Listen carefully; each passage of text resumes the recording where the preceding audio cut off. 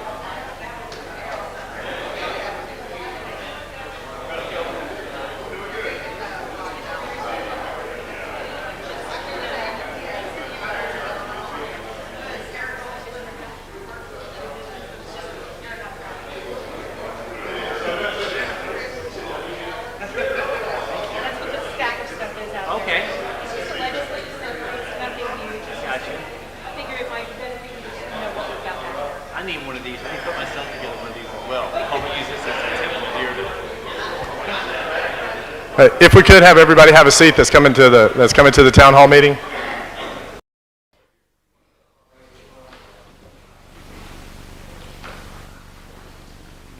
Wow, that's pretty good attention. I appreciate that. That's impressive.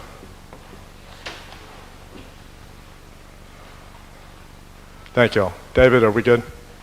Sorry, Laura, David. Okay, thumbs up. First, I want to thank y'all for coming out. My name is Stephen Berry. I'm the County Commissioner for Escambia County District 5. I want to welcome y'all, if you haven't been here before, to we call it the Old Molino Community Center. Many of you would have known it as the old elementary school that was here for many of you that have been out here for many years.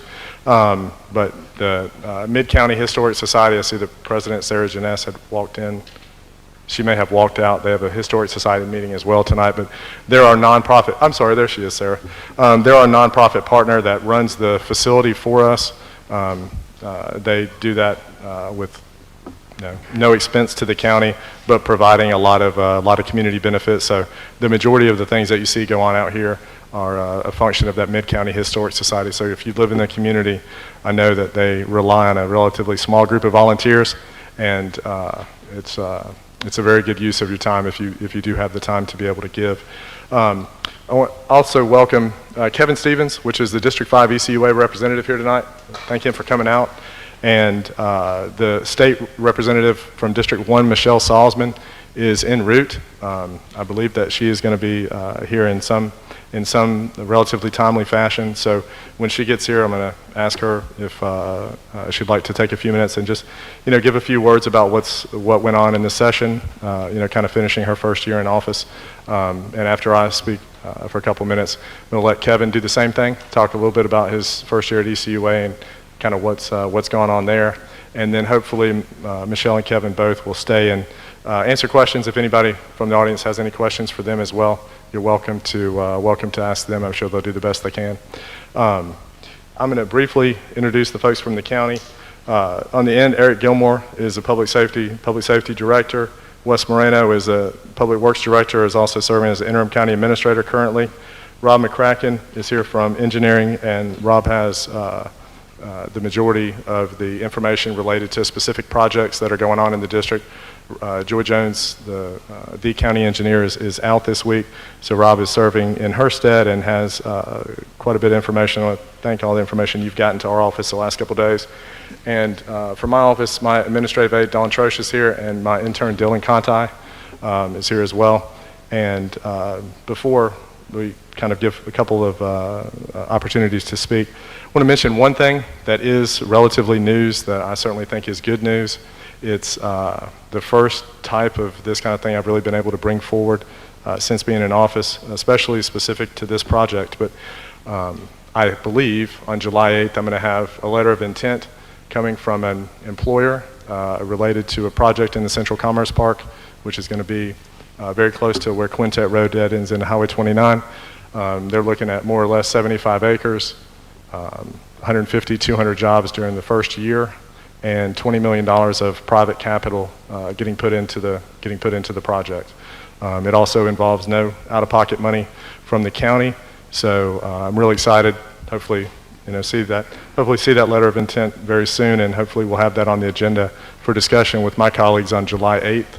So I think that's certainly something that we can, take a lot of pride in. That's something that's a very good thing, specifically for District 5, but also broadly for Escambia County, especially when it involves no out-of-pocket county money. One person from the county I would like to come up and speak a little bit. Eric Gilmore, if you don't mind coming up. We're also anticipating on July 8th, Eric is currently over emergency management systems and the fire department, and there's been quite a bit of board discussion and things about emergency management or EMS, and I believe we're going to have a memorandum of understanding that's going to come to the board on the 8th with some really good news in it about the direction of EMS. So I did ask Eric if he'd take just 2 or 3 minutes and kind of outline what he anticipates that being. So Eric. Thank you, Commissioner Berry, for having me here tonight. I just want to share with you guys some things we've got going on with EMS. First and foremost, I know the big hot topic was waiting calls, low manpower counts, crews. Well, we've hired a new EMS chief. His name is David Torcell from Alachua County. And since he's been here in 3.5 weeks, he's brought accountability back to the system, which has been long needed. So that's been a breath of fresh air and getting us back on track. So we got crews actually on the road like they're supposed to be, answering calls. Now we're still holding calls. We're fixing the pay. The pay is going up for our paramedics. It'll start at $19 an hour, so we should see an influx of paramedics coming in. We've been trying to compete with the AMR and the lifeguard systems east and west of us, which, of course, if they pay $22 an hour without benefits, as a young person, EMT and a paramedic, they want the money right now. So we're being competitive with our counterparts east and west of us, and we're getting manpower coming back to the county. So we're hoping to staff more ambulances a little bit down the road. We want to get to where we're about 20 ambulances during the daytime and 15 at night. That will get us where we need to be. Right now, we're trying to do 15 at the daytime. We're getting 12 to 15, and we're trying to get 10 right now at night, and we're around 7 to 8, sometimes 6, and we have to call in extra manpower for mandatory. So we're trying to fix those gaps. We're really trying to get that. Let me tell you something. First and foremost, I live up here too. My family lives up here. I've been here all my life, and I'm dedicated to make this happen so that nobody has any issues with the EMS system or the fire system. I've been doing the county stuff for 25 years as a district volunteer fire chief with McDavid, and this is near and dear to my heart. And I want to make sure that we get it right for you guys, for my family, for your family, and that we don't let anything fall off the side, okay? So first and foremost, I want to put that at ease. So prioritization is operations. We will make sure we have people in the field doing the operations. On July the 8th, we are going to look at a different direction with our EMS medical direction. I've had an opportunity. It came to me in April, and it sounded too good to be true, so I sat down with some doctors from the University of Florida, and they came in and sat down and we discussed the possibility of going under a training contract, medical direction contract with those guys. So on July the 8th, I'm bringing to the board to vote to partner or contract with University of Florida. When we go with University of Florida, not to say our paramedics and our EMTs are not trained and certified, they are trained and certified. This will give us another level, another degree of training, certification that will get us even more further down the road and allow us to actually build upon what we have now and make the system even better. So we're going to go with 3 medical directors. The medical director in the county will be Dr. Gordon, who lives in the Gulf Breeze, so he'll be here locally. We have Dr. Alexandrov will be our co-medical director, and then Dr. Fitzpatrick he's out of UF, so he'll remain down there, but he's available by phone. But we'll have 2 medical directors here in the area. Contracting with UF affords us the opportunity to bring in all types of training in now. So we can actually get a baseline training for our EMS personnel, identify the gaps, fill those gaps, and then build upon advanced stuff, such as we can do advanced airways on the trucks. We can do bring in where we can do ultrasounds on the trucks. So the opportunities that we're bringing to the county and trying to make this system a much better system. In 2003, your Escambia County EMS system was the provider of the year. There's no reason we can't get that again, and that's what we're wanting to do, and that's what Dave Tercel is trying to bring to the organization. He wants to be the top organization in the state of Florida again. We're going to get there. We got the pay there. We got the personnel there. We'll get more personnel, and with this contract, we'll be better prepared and better trained and be able to go do advanced stuff. So I'm excited about the opportunity that we've got coming forward. Thank you. Any questions? Yes, ma'am.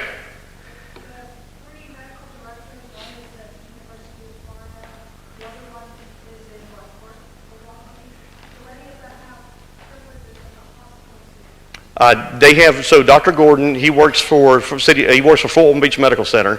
So right there, as far as privileges in the county, not yet, but we're working to get them privileges in the county because they're going to be working with our hospital system. They're going to be working with Sacred Heart, West Florida, and Baptist Hospital. So we're going to get those guys in here and make sure they're tied in with our local hospital system. So you said you approached people about this? Yes, ma'am.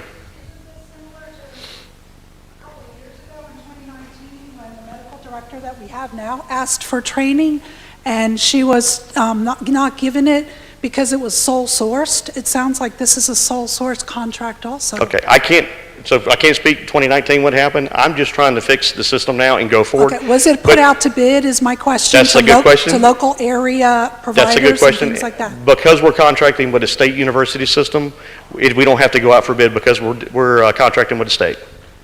Interesting, thank you. Yes, ma'am. Thank you for the questions. Thank you for your time. And he lives on State Line Road, so he's not necessarily getting to leave yet. If you do have questions after this initial part, you're certainly going to be welcome to ask that as well. And I apologize, I didn't see Bruce Woody, the Executive Director of ECUA, came in as well. And Bruce, after Kevin made some comments, you're welcome to make some comments as well. I appreciate you being here. But Kevin, please. So Kevin Stevens, ECUA District 5, and I want to thank you, Stephen, for having me to answer any questions. So been on board since November, so what a wild ride, my first elected office. So a lot to learn, I've learned a lot, still have a tremendous amount to learn. As you all know, we've got pretty much a complete new administration. So we've got a new director, Mr. Bruce Woody, which happens to be joining us here. We have a new attorney, and we have 2 newly elected board members. So tremendous amounts of turnover. What we've done so far is just, again, bringing more accountability, more transparency. We've updated our website, so hopefully it's going to be easier for you all to find things. I know I get asked about the budget pretty frequently. So this budget, the 2020 budget it is published. The 2021 is not. I had a few questions asked about that. We haven't voted on that. We haven't approved that yet. So as soon as that gets voted on and approved, that will actually be made public. So the new budget. Some new improvements we have. Probably the number one phone call I get or email I get is a missed garbage pickup or a missed bulk pickup. So I probably get, I see some heads nodding in the crowd. So, again, I've done a very good job, I believe, at setting the expectation, with Mr. Woody's help is, you all call me, I give you my email address, I say please send me the name, address, phone number of the location. I've talked to probably several of you here already, and I forward that to Mr. Woody. I copy the corresponding department head. I'm a big believer in inspect what you expect, and I usually have resolution back within 24 hours. So thus far, knock on podium, I haven't had any issues about getting that garbage picked up. Bulk garbage pickups, when I first, prior to me coming on, I was thinking those were full-time employees, right? The bulk garbage pickup, and wasn't aware that we hired actually day labor. As you all know right now, day labor or any labor is hard to come by. So please bear with us right now. There's some proposals to entice some of our day labor to come on, as well as hiring additional drivers. So that's been a big issue right now. Our guys are working, most of our guys and girls are working overtime to keep up. So we're shorthanded on drivers. So I can assure you that they're not taking out, we're just shorthanded. We're like everybody else, and just like the private sector, it's difficult for us to recruit top talent as well. So we desperately need some CDL drivers, and if you all are out there are looking for a great opportunity or a great place to work, please send your resume to us. We'd love to look at it. So we've got several different proposals. We've also instituted a new GPS system, so we're kind of in back in the 21st century now. I couldn't understand why you would miss a garbage pickup. So again, with the technology we have today, so now we're implementing that technology, which is being rolled out now. So our drivers will have that in their trucks. I'm thinking within the next 4 to 6 months that should be fully implemented. Fingers crossed. So then it's going to be very difficult for an individual to miss. Not impossible, but it's going to be more difficult for a driver to miss a garbage pickup. You know, District 5 is truly the tale of two cities, because on the north or south of Cantonment, everybody's is sewer to septic conversion. Everybody wants to be on the sewer system. You get north of Cantonment, fewer folks are wanting to be on the sewer system. So I remember I kind of stepped in a proverbial landmine at Jimmy's Grill during a campaign speech, and I'm talking about bringing infrastructure up 29, and we're just going to these improvements, and I had a whole lot of unhappy folks. So I was like, wow, okay, I'm thinking I'm doing a good thing. Of course, Jimmy, you know, good buddy of mine, he was all for it. He's like, hell yeah, man, or heck yeah, man, I definitely would like to have that for my restaurant. I'm having to get a new drain fill system. So businesses obviously are all for it. Residences, you know, not necessarily. I'm on about 40 acres myself, so I understand. My septic system works perfectly fine. But again, you know, it is a project. In fact, I was talking to my director today, as a matter of fact, about doing some forecasting on bringing some infrastructure up 29. Obviously, we can't do that without state and federal help, so we're working on that. I've worked very closely, very blessed to have a good relationship with Representative Salzman. So in fact, I was talking to her on my way up here about getting some state help, some matching funds. So we're applying for millions of dollars of matching funds. The trick is we have to have half of that.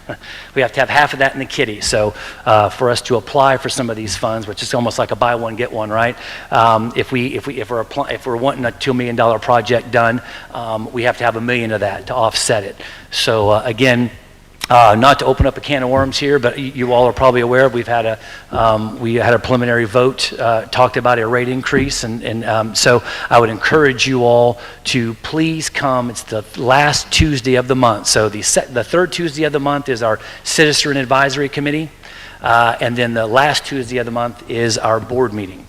So that's about to go into committee, and then we will go into a lot more explanation on if that gets passed, what are we getting? Because at the end of the day, it's like, okay, where's the money going? That's the magical question, and what are we getting for that? And will our services improve and so forth? So I'll be happy to, like I said, answer some of those questions next month, as well as if you call me or email me or whatever the case may be. So I don't want to take up too much time, but pleasure serving you. Hopefully, I'm very easy to get a hold of, so please call me. I mean, I do a Blab TV, I'm doing a Blab TV show tomorrow, by the way. I'm going to talk in detail about the budget and potential, because nothing has been approved yet, rate increases, and if those are approved, what they'll mean for all of us, and the specifics. So that's going to be a Blab TV show, shameless plug on that. So please tune in if you get an opportunity. I'm also going to put that on YouTube and Facebook it and so forth, so you can actually get a very detailed description of when I have that budget, the proposed budget, in front of me, going over that line by line. Email me. I've got kstevens@dist5.com, so please feel free to email me. Those of you all who email knows I'm very easy to get a hold of via phone. I return calls within 24 hours. I pride myself on that, usually within 12. And I return an email back same day, maybe 9 or 10 o'clock at night after I put the kids to bed. But I will, and after I watch the news, a little decompression, but I will email you back that evening. So kstevens, STEPHENS, @dist5.com, and I'll be happy to answer any questions. Thank you so much. Do I have any general questions? Yes, ma'am. When you ran, did you run against rate increases? Wasn't that the big thing? It absolutely was. And you know, it's interesting, and thank you for bringing that up. I remember at Jimmy's Grill at a campaign, and I was asked that question, you know, if elected, will you raise rates? And I guess the easy question would be, no, I won't. And my question was this, and my response to that question was this, the same it is now. I'm going to look at all the information. I'm going to look at the budget. First, I'm going to look at ECUA, and I'm going to find out where we can cut cost. we're going to look at our house first. So where can we cut things when it comes to waste, when it comes to inefficiencies, redundancies, overlap, that sort of thing. When it comes to, like I said, spending, that's our big thing. If I've done the best I can do when it comes to cutting spending, looking at budgeting, restructuring our debt load, and we still, keep in mind there's about $150 million DP consent order that we're putting money back in the kitty to pay for. If I can't find the money through cutbacks, then absolutely. I would vote for one, but not willy-nilly and not knowing where the money's going to go to. To vote for a rate increase, to say we're going to raise everybody's rates X amount of percentage, didn't want to get into a whole lot of the rate increase here. But the proposal's 9%-ish. It's going back and forth. I don't think we've decided on a final number quite yet, and that works out to be about $3 a month. I'm not knocking $3 a month being a little bit of money. I know with gas prices, food prices, everything is going up. Labor cost is going up. $3 is nothing to scoff at. But again, I try to do as much due diligence, being a businessman myself, to look at the financials, P&Ls, balance sheets, and if I can't find the money anywhere else, the largest portion of that rate increase, again, not trying to go into a lot of detail about that today, is going to be for salaries for CDL drivers and bulk pickup workers and so forth. I told my other board members there is a crisis right now, not just in the private sector. We're all feeling it, business owners in the private sector. Our biggest competition right now for hiring and retaining, because I want those 6 to 8 a week calls I get from missed garbage pickups not to turn into 16 or 20. And if we don't retain our current employees we have there right now, that's going to increase.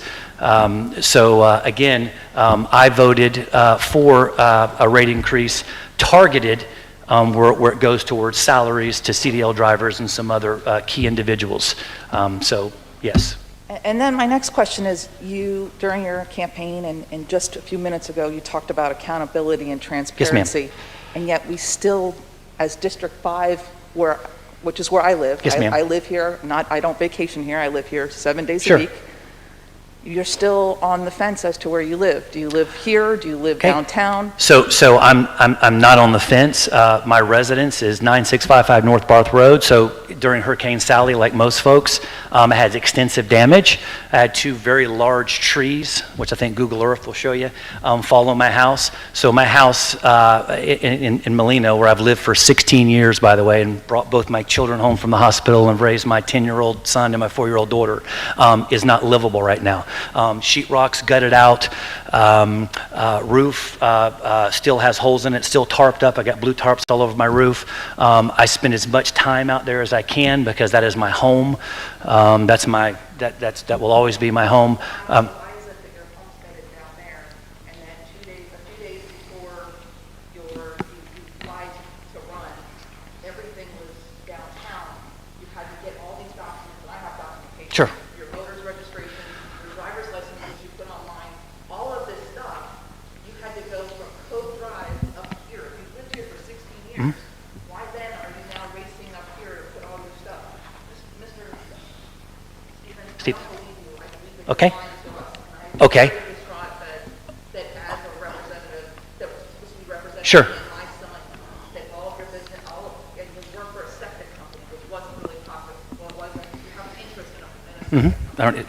And that wasn't all really disclosed, and now I don't believe you, sir. Okay, so let me answer this without getting, so I own lots of companies, I own several residences. I don't think that my economic status should play a role in whether I run for office. I donate my salary back to District 5 in charity, so not to get into some of the details, but I don't take a salary from ECUA. I get paid a salary that gets donated back. MANA, various veterans organizations. So again, when it comes to being public service as a Rotarian, service above self, that's what I'm doing. So I'm putting my proverbial money where my mouth is.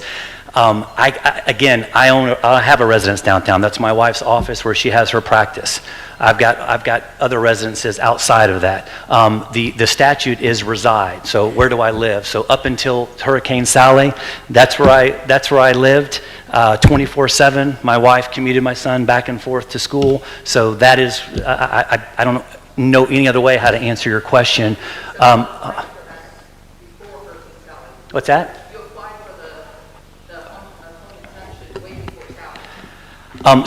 So the property value, yeah, okay, the property value for the residents downtown far exceeds the property value in Molino. So that was the business decision I made on that house.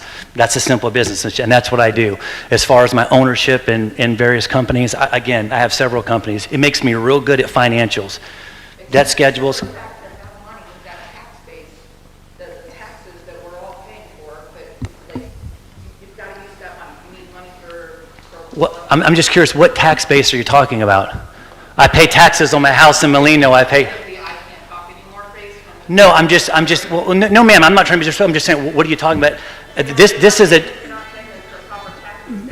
Ma'am, this is a District 5 meeting, and I'm coming here representing you all right now at District 5. I don't know what else I can do. Any event that corresponds to District 5, I come to, I attend, whether I'm staying temporarily downtown or, praise God, the insurance works out to where I'm able to move back in my house in the next 4 to 6 months. But again, I'm representing you. When you call, answer your phone. When you send me an email, I reply to it. When I would challenge, I spend as much, if not more time than any other board member in the history of ECUA on trying to eliminate debt, eliminate waste, bring transparency and accountability. So, you know, I started out serving my country, and now the whole purpose of me running, it sure wasn't the money. Again, that I donate back to the district. It was putting my. I'm going to stop at my. Okay, thank you. Okay. And when you go to for re-election, you'll either hear my name or whoever I'm supporting, but it won't be. Fair enough. Thank you so much. Yes, sir. I don't have a question, just a comment. Sure. You mentioned about bulk service having issues. Yes, sir. And we do. I'm okay, I'm good. Thank you. It's for the live feed. But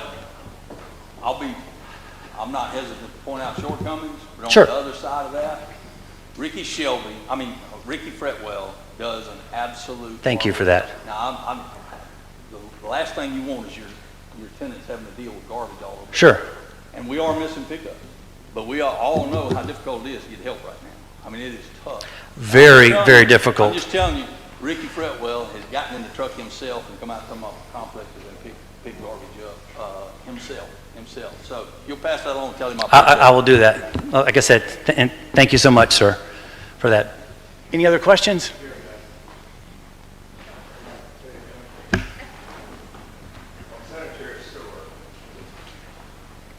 Sanitary sewer systems. It seems that the way we're going now is low-pressure systems rather than the old pump station, because the pump stations have gotten so expensive that very few people can afford them. Is that the future of ECUA on sewer now? Is for land development, is low-pressure sewer systems? You know, that's a good one. I would almost defer to my director, Mr. Woody, on that, and just call him. Would you mind answering that, Mr. Woody?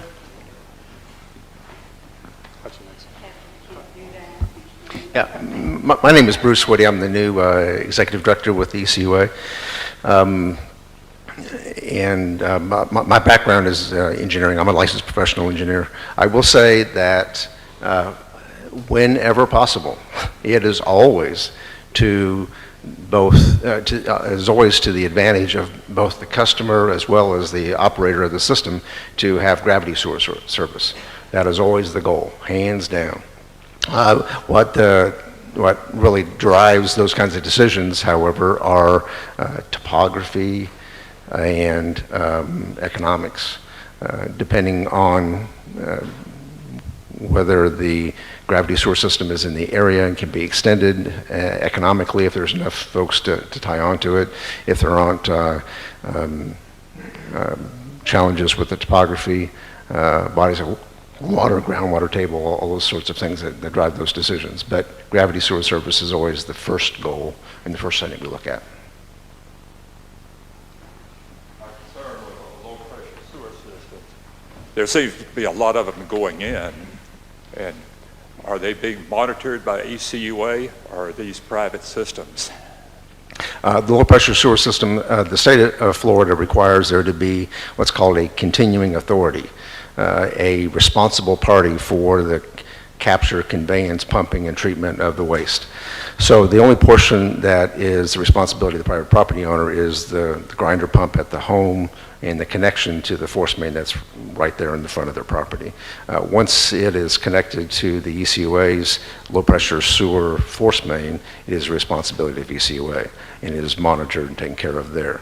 But this portion on your private property obviously is yours. All right, Kevin, Thank you. let's go ahead and tell everybody how much you're going to raise the rates. What's Are you that? proposed to raise the rates 12%, 9.5% for sanitation, and 2.5% rate increase for sewer? Now, you haven't raised the impact fees. The impact fees are only going to be $3 million proposed, but you get $148 million plus out of us ratepayers in revenue. Now, that's very lopsided. I'm for the developers, but I think it should be a lot more equal, and I don't think you're being equal about this, and I think there's a lot of projects that you should have looked at before you even proposed this ridiculous idea of raising rates that you promised not to do. You promised not to do this, but you're doing it now. Ridiculous. You should have looked at some of these projects and say, wait a minute, maybe instead of GPS for the trucks first, maybe we should take care of the employees' pay rate. Now, is there even a guarantee that all that rate increase, which you say is very little, and if it's very little, why don't you put that on the developers instead of us ratepayers, if it's so little? But now that you've already gone there with that, you should look at some of these projects, cut a project, like we just said, you got the new GPS system in the trucks, maybe the pay rate for the employees should have gone first to show that you care more about the employees than a GPS system, because even if you pay the employees $19, $22 an hour, they're still going to miss garbage cans. And that's just a fact. And you know it. So I've been trying to have kid gloves with you on this, but I'm absolutely furious. There should have been a lot more transparency, and now the promise that you made is null and void, and you're not even into this for a year yet. Go back, please. As I'm your boss to you, go back, look at a project that you're going to axe. Don't raise the rates 9.5%, raise them to 0, but give those employees the money that they need and for recruitment. And you can do that. I looked at the projects today, and I looked at the ridiculous amount of debt that ECUA has. Quit spending. Figure out your priority. Is it the employees and the ratepayers? Is that priority? Or is it going out and buying the new shiny object? Is that more important? A lift station should be put more on the developers, and the developers are also, don't want to have a pun here, but they're also taxing the main system that we haven't even finished paying for yet. Okay. So thank you, Sean, for that question. So I'll respond, and well, there's probably about 3 or 4 questions there, so I'm going to see if I can recant all of them. First of all, you talked about impact fees, using impact fees to offset the rate increase. So we can't do that as a public utility. We cannot. It's not legal for us to raise impact fees to offset costs in other divisions. So, for example, we're trying to increase the pay of our CDL drivers and some of our laborers, which again, so is every other employer in America. We can't utilize any of that money. So how that works is, on the impact fees, is the builder developer pay 100% of the impact. So it's proportionate fee. So any improvement, any impact that developer has on that, and I can tell you, I get calls from builders and developers weekly about the enormous and outrageous amounts of money that they're paying, and then that $30,000 lot that they're going to sell to the consumer is now $50,000. So it's a double-edged sword, but we cannot legally, and again, the impact fees are pretty intense. A $25,000 lot now to develop is on average, and I'm just getting this from some of the developers, $35,000 to $40,000. But we can't move money from, it could be a great idea, just to move money from the developers and No, offset costs. No, I did not say move money. I'm not going to play the shell game today. Okay. I'm going to be straightforward with all Sure. of you officials, elected officials. You know you could increase it and take more of the costs that you would have to be putting from the general fund in there that the developers are drawing money from. You would have more money left in the general to move over to pay for employees. You can't move money. You can't move money from the development end over into the general fund to offset costs in any shape. I mean, so again, when those 100 lots, I'm just using a round number, are developed, the builder has paid 100% for that lift station, not a proportionate amount for the lift station. Not only has the developer paid for the lift station, but in a lot of cases, it has been that the entire system has been upgraded at the builder developer's expense, where ECUA and the other residents of Escambia County are able to benefit from tying into that. And then of course, the new homeowners of that 100 lot are going to be paying for the garbage. But to put a, first of all, you can't do it, but to put an increase, an impact fee onto a developer who is not benefiting from that trash pickup, the new homeowner will, again, it's somewhat of a non-issue, Sean, because we can't. It's not legal to do it. When I talked about, to your point about raising rates, I'm going to reiterate what I told this young lady up front is I'm not willy-nilly raising rates. I understand we're talking about proposing again. We're talking about the neighborhood of 9%-ish. Right, 9.5, right. So combine both of those percentages, if approved, if passed, would be about $3. And I'm not negating $3 is a lot of money. Because again, with food costs, gas costs, I'm very cognizant of that. But I also know that if we don't take care of our drivers, the GPS system you're talking about, I'm trying to eliminate as much as I can the angst that I get. So I can't speak for the other board members on 1 through 4, but the number one call I get are missed driver pickups and bulk garbage pickup by far. And I'm answering calls at 8, 9, 10 o'clock at night.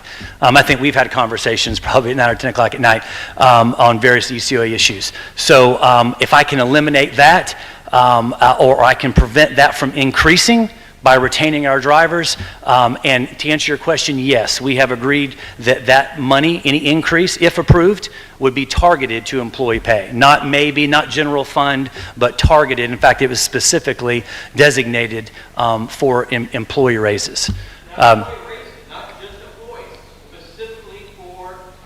CDLs and then other individuals that labor as a result of bulk pickups and so forth. Yes, we're going to give that to between Mr. Woody and Mr. Rudd, who handle the operations, the laborers.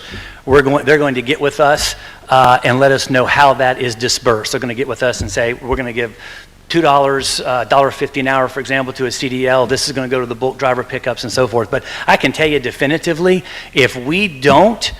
I mean, you know, I'm almost hoping I don't have any drivers here right now. But you know, at $14.50 an hour to start out with, you know, our biggest competitor to retain our employees, our drivers, the ones that are come picking up our garbage right now, is the private sector and the city. So the city gets wind of us proposing raising our employees' pay. They instantly send out a proposal to one-up us. So we're literally competing against, which by the way, is 11% higher than we are. So city sanitation rates are 11% higher. So even if the rate gets passed and it's targeted to these individuals, we'll still be $3 to $4 less a month than what the city is paying. Our number one competitor, by the way, we're retaining people. Any other questions? I apologize. Yes, ma'am. So, just this month alone, I live out here in Molino. You've missed our recycling twice. I've called, and our recycling comes on Tuesdays. Yes, ma'am. I called on Wednesday, and they said, oh, we'll send a truck out. That truck has never come again, so twice. Your website is not very friendly as far as downloading the app to say, hey, when's our, you know, here, we've missed a pickup, you know, go online and do the app and say, we've missed it, which I did, and I called, and it hasn't been done yet, again. And when they do, when the drivers, I work from home. Yes, ma'am. And so when the trash pickups do come, 9 times out of 10, the same trash truck that comes picks up my trash and my recycle. So why am I putting my recycle and emptying out my cans and cleaning my glass jars, Sure. putting in my recycle, and then the trash truck puts it in the same as the recycle? You also have taken the recycle bins at different facilities away from us. So why are you putting such an emphasis on recycling if you guys are not going to truly help us out with recycling? Okay, so you had I think about 3-part questions. Let me see if I can give you a 2 to 3-part answer. So first of all, that shouldn't happen. They should not, if that's happening, and I don't dispute what you're saying at all, first of all, going into the recycling one in the regular trash truck, that shouldn't happen.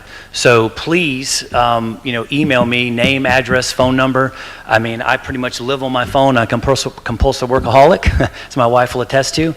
So call me, email me, so I can get that resolved for you. We do take recycling very seriously, which is why we're doing the Energy Star Awards, which is why we're promoting it with the app. Hopefully this GPS system, hopefully it is going to work. I hope to God in heaven that it does improve stuff, or else we've just spent money for nothing. So at least there's going to be a lot more accountability when that GPS system happens, so I know when a trash pickup is missed.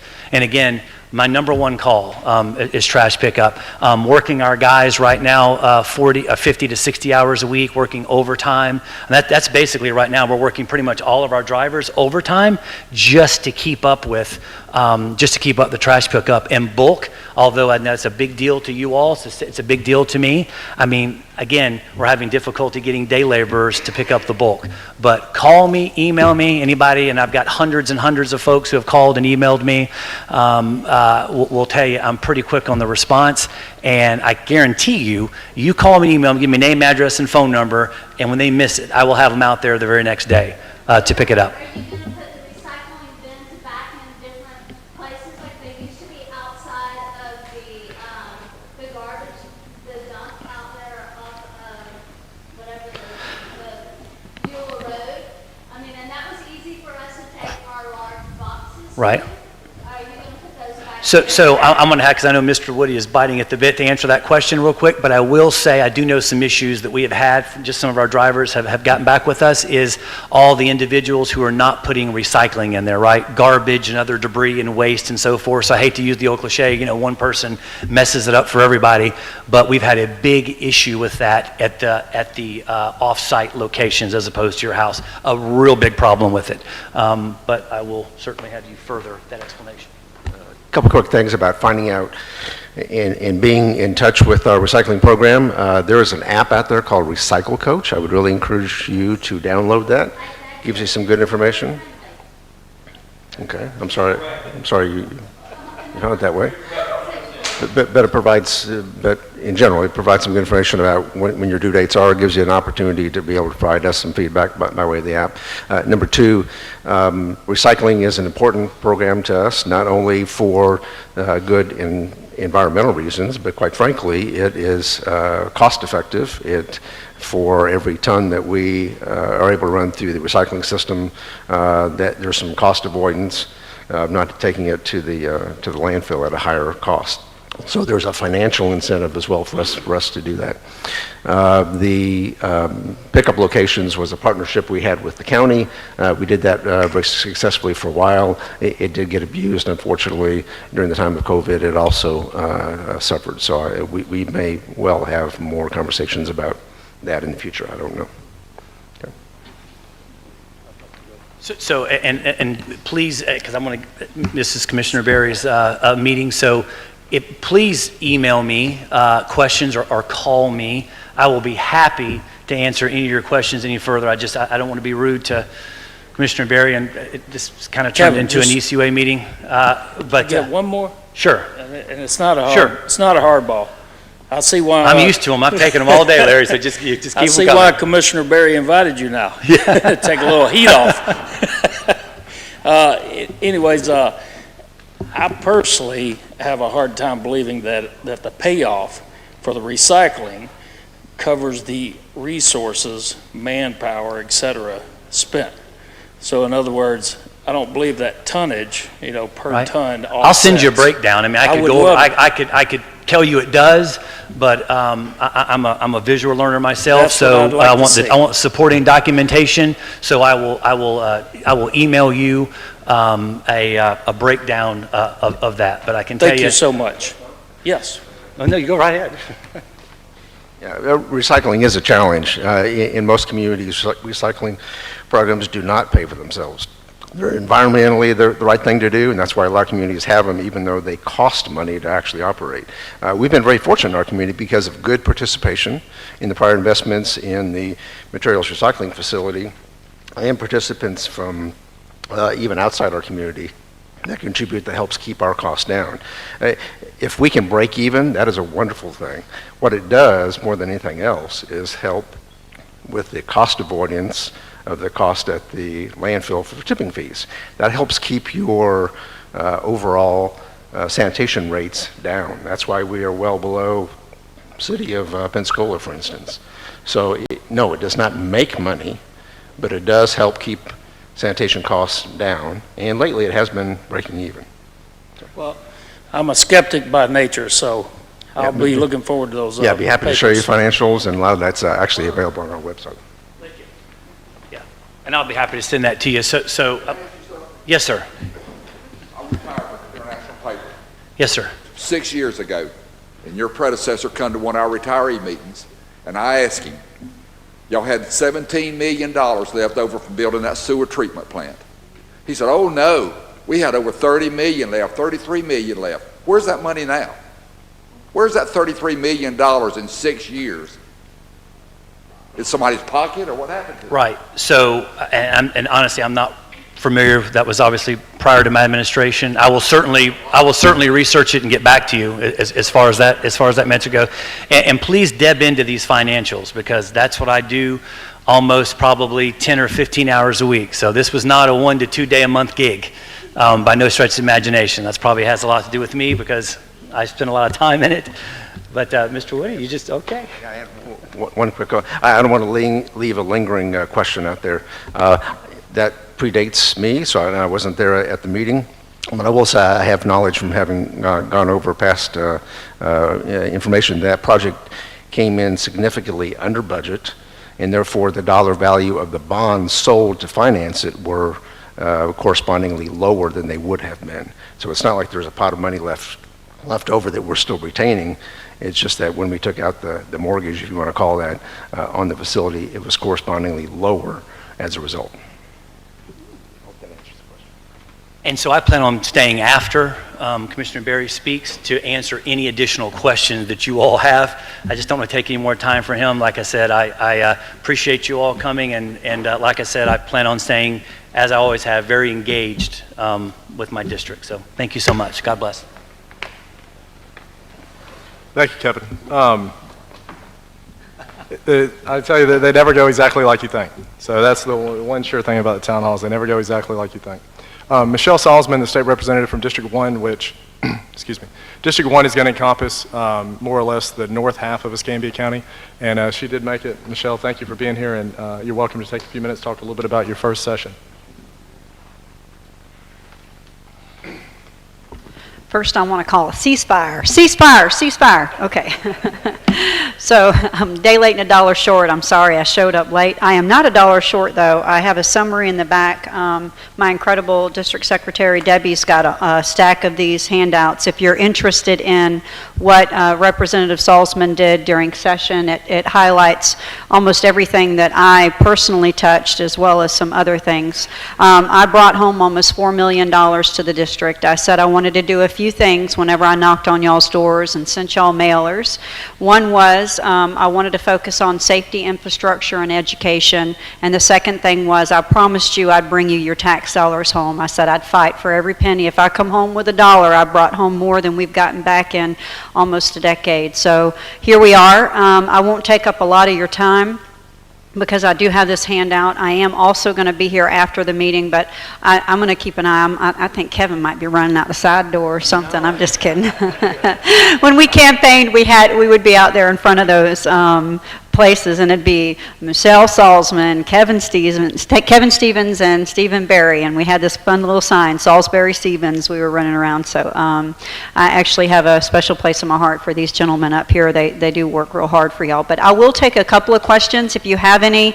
I don't want to waste your time if I have these handouts, but I'd rather hear from you.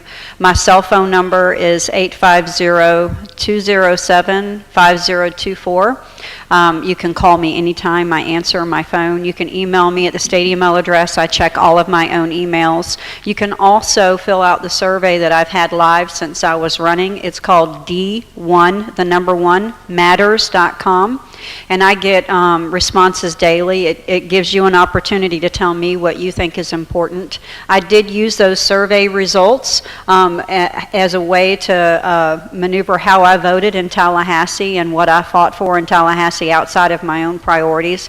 I felt like I was there to serve you, so I try to keep a good finger on the pulse. So does anybody have any questions of me?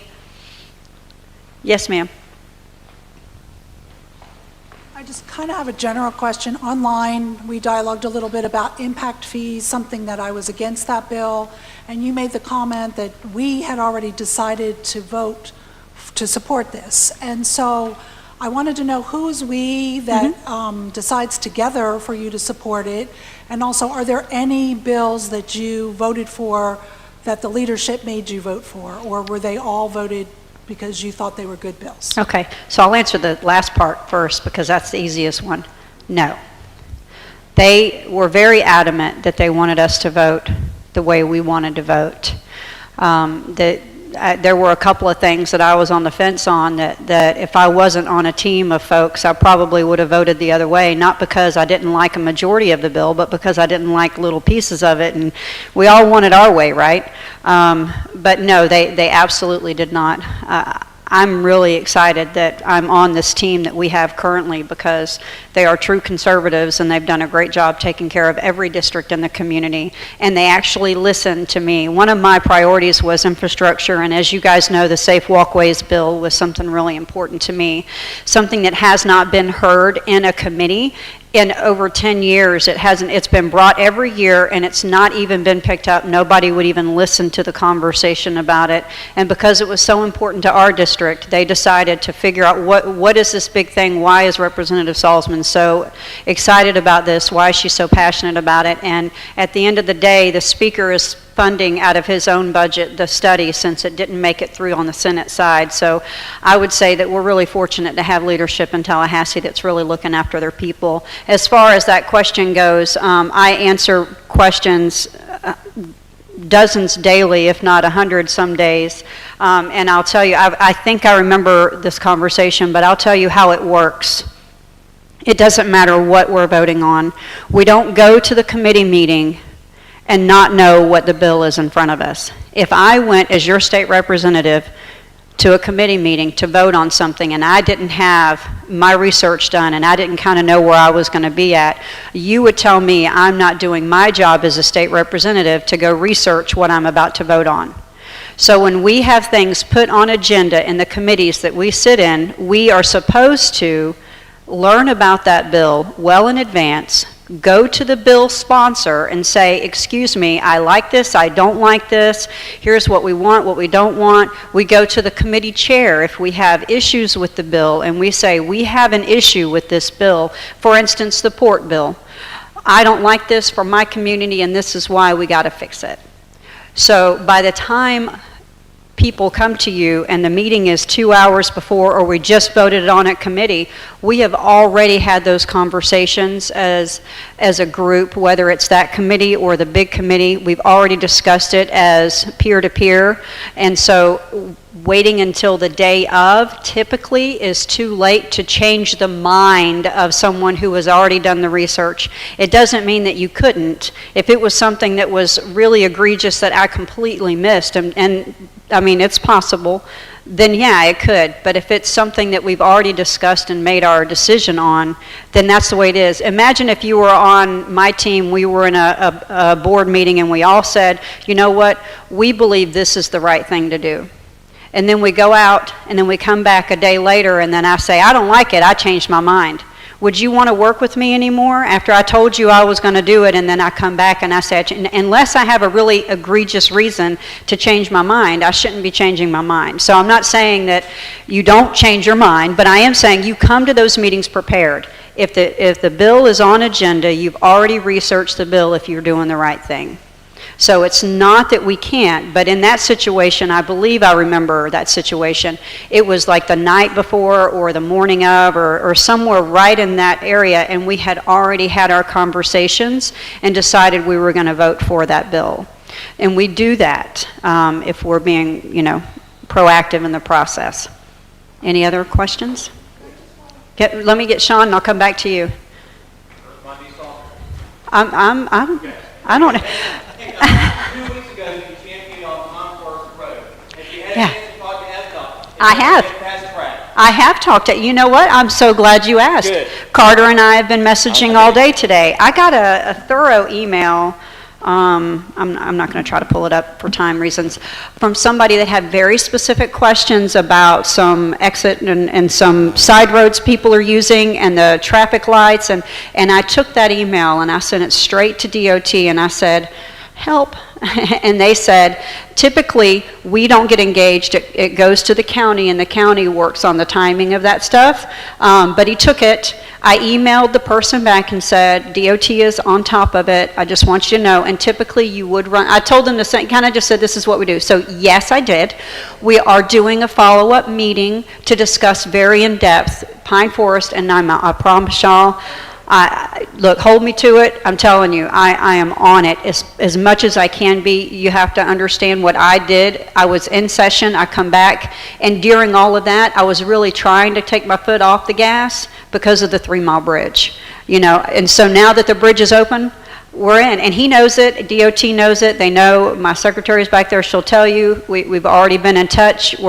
We are working on that. I would love to try to figure out, at least give you guys answers. I don't have a magic wand. I'm not magical.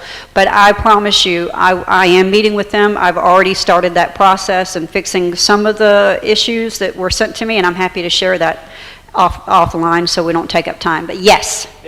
Yes, I'm trying. I'm trying. Yes. Me too. Me too. What about Quintet Bridge, Quintet Road? That's a huge issue as well. Stephen Barry and I had conversations before session about Quintet Bridge, and we will follow up on that as well. That's something that we'll have to do together. A bridge, and I also, by the way, talked to DOT about the bridge, because a bridge, no matter what bridge it is, it's a federal conversation that you have to have like partnership.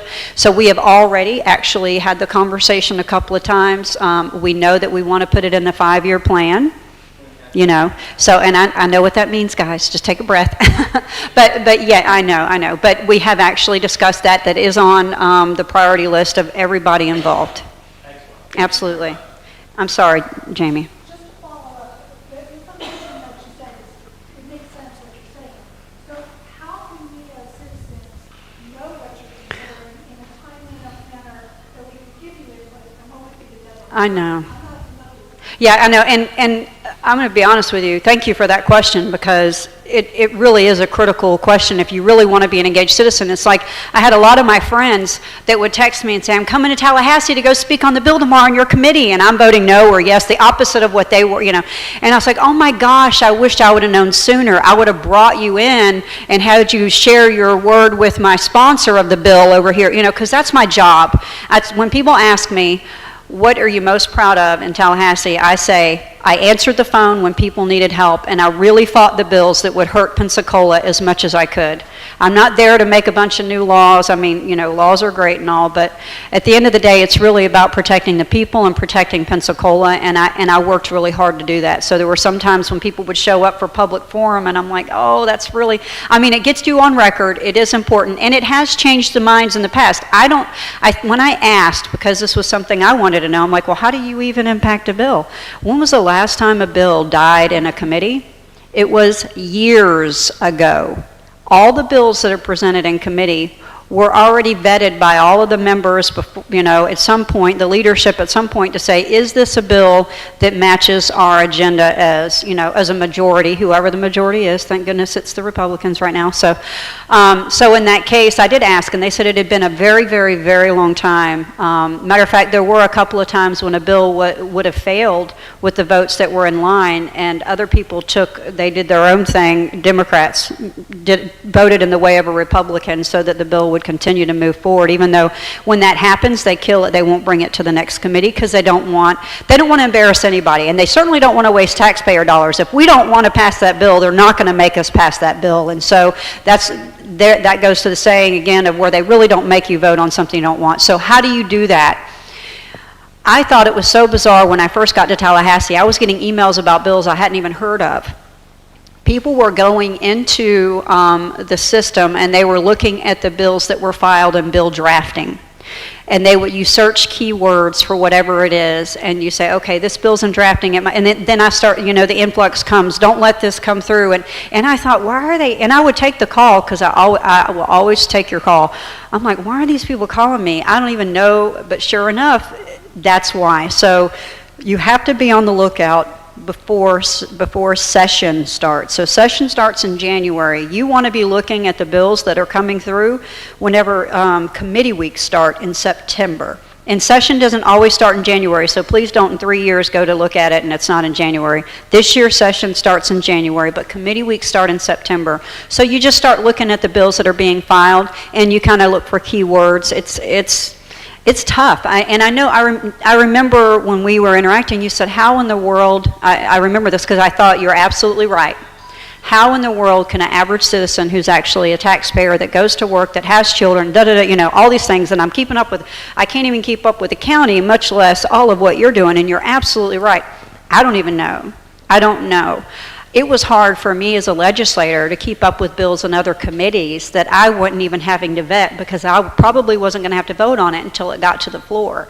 And it got even harder as session progressed and we were bringing bills to the floor. So now I'm having to pre-read bills that are coming to the floor as well as bills that are still coming into my committee. So you're absolutely right. The answer is I think if you have a group of you guys and in a community, maybe you have certain people looking out for certain things and others looking out for other things, and then of course lean on your state representative. Look at our committees. The committees that we're in are going to be kind of the bills that we see.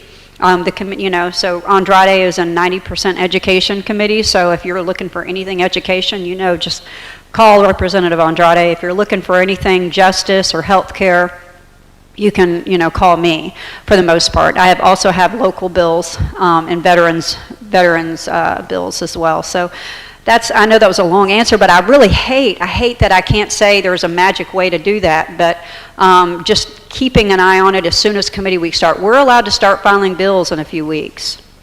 So you could, theoretically you could start looking now, because you have nothing else to do, right? No kids, no grandkids, sorry. Any other questions? I'll take any. Yes, hey. How you doing, Michelle? Super fantastic. Can you talk to us a little bit about the $640 million flood legislation that DeSantis signed into office in May, and how the county here can bring some of that money here instead of going to instead of that money going to South Florida?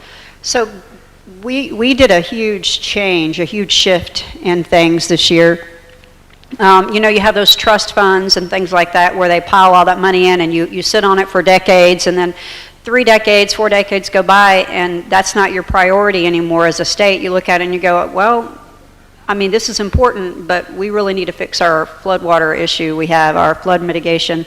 And so they reevaluated, they changed some things over. The Sadowski Trust Fund was moved a little bit. It was very controversial, but I supported it from the get-go just because I don't believe we should do something because we've always done it. I think we should do it because it's the right thing to do. And I feel like it's the right thing to do for Florida because we do have, you know, the Everglades. We have a lot of wetlands. We have a big issue there. So how do we get money back to Pensacola? Well, you have folks like me that go over there and say, I want the money, give it to me, you know. But you also, it's not just about that. The cool thing about it, we got money for Century. Thank you to your commissioner, Stephen Berry. I would not have been able to do it without him. I can assure you that was huge on him. But when you go over there to Tallahassee, you don't say, well, I think this is a good idea. I mean, that works sometimes if you're lucky, but how about I went over there and I said, my county commissioner said that he supports this. He got all the other commissioners on board. The Northwest Florida Water Authority said that they're on board. ECUA said they're on board, and Century said they need it. You know, and I did all that, and then I said, now give me $1 million. And we got $500,000. We did some finagling there. We got $500,000 for Century, and I would not have even gotten $1 had I not went to all of the people involved and really had a collaborative conversation to make sure we were all wanting to be in that direction. So we get that money by just doing that. So that floodwater money, we'll get more of it. We're going to continue to work on that. We'll file the same appropriations that we didn't get last year, the $1.4 million. We'll file that again, and maybe something else for Century. Maybe even something for ECUA, for other parts of the community.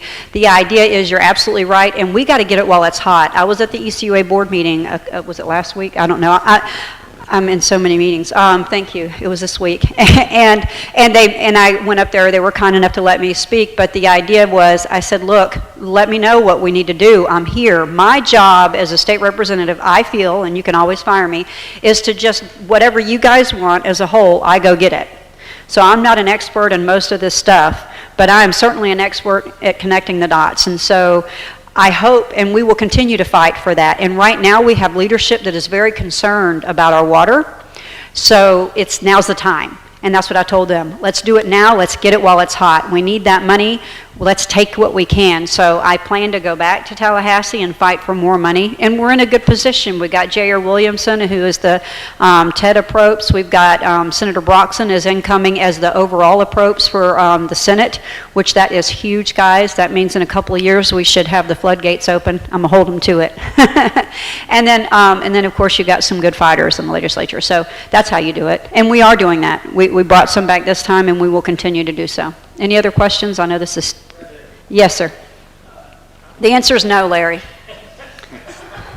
I'll wrestle you for it. I'm ready. Okay. All right. I believe that, just speculating here, I know there was a bill that went through that was through the DBPR and the Boxing Commission, which removed from Chapter 548 the requirement for gloves on the fist. Therefore, giving us bare knuckles in the state of Florida. Oh, okay. I'm hoping you voted on that. Okay, I haven't, did it go to the floor? I don't recall that bill at all. Yep, it already went through. Well, well, if it went to the floor, I voted yes. Perfect. But do you know the bill number? I can get it on this phone when I stop recording. Was it embedded into another bill? Because I didn't vote on a boxing bill. It was embedded into another Although look, I'll wrestle you. I don't know if I'll box you though, because I don't want to lose any teeth. But anyways, it was a good thing. Yeah, I'm glad y'all did it. It was embedded in another I'm going to take bill. credit. That was my idea. I sponsored it. I'm just kidding. Well, that's great. Okay, I'm sorry. Yeah, it's really going to open up a lot. Okay. I don't know if you've seen on my social media that we had Jorge Masvidal at our farm with the bare knuckles fights. But I was there. Front ring. Were you there? Totally. I'm using that. When they come for me. No, but I fully support that sport. I think we've had that conversation before. Yeah, and I didn't know that was in a bill that I had, but see, I told you, see how they do that? They just snuck that one in there. Good thing we're a majority. They did. Hey, one other thing too, I hear this from every politician, bureaucrat, everybody, across the board, city, county, state, federal. They always say, we're doing all this, but we're not there yet. I can tell you what I said. Will we ever be there? Well, I can tell you what I said to the senator a couple days ago. I said, Doug, I got everything I asked for. I don't know what to do now. I wanted safe walkways. They're doing the study. I wanted money for the bluffs and water quality. They gave me that. And then I passed that cottage food bill. And then, of course, we did a lot of good stuff for Pensacola. I had to reevaluate, and I'm still reevaluating what I'm going to do. I know that our study for the water authority, the special water districts, comes back in September, which will dictate whether or not I'm filing a local bill for ECUA or a state bill for ECUA.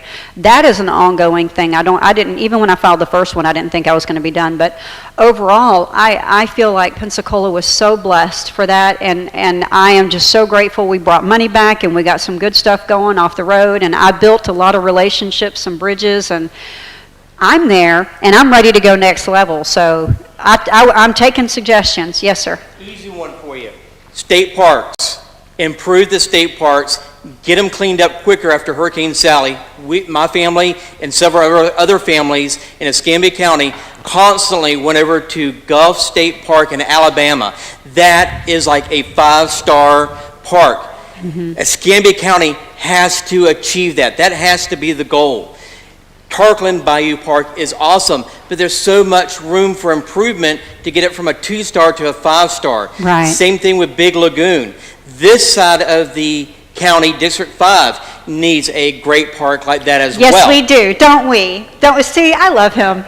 And yes, we do. And I'm sure that Stephen Berry has the check ready right now. No. It's a partnership. I think that we work together on that. I would never do that to you, Stephen.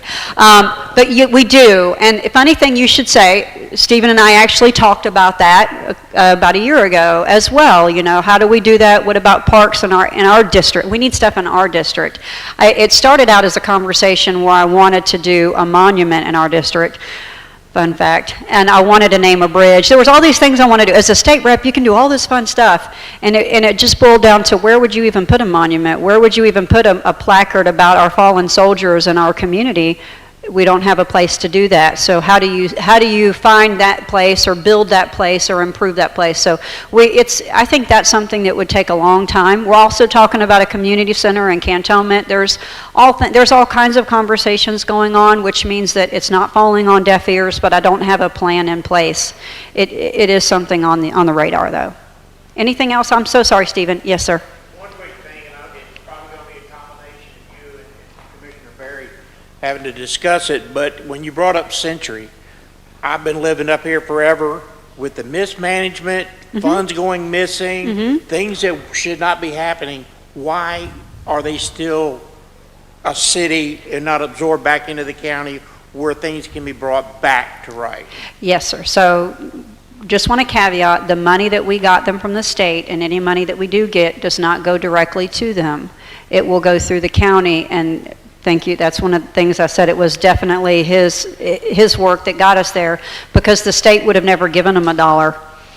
True story. They've seen what happens, and they said, you know, they want to help Century. I want to help Century. I feel like my weakest part of my community is just as strong as my strongest. So we have a lot of work in a lot of parts of my district that I wanted to focus on, and Century was one of them. And Commissioner Berry was kind enough to say, we'll manage the money, we'll manage the project, and you know, we'll get it through the finish line. So that's number one. Number two, I had the conversation with Jimmy Petronas. He's the state CFO, but he also was with Public Service Commission and other great jobs before that, about Century specifically, and what does it look like to change them back and, move them back into the county.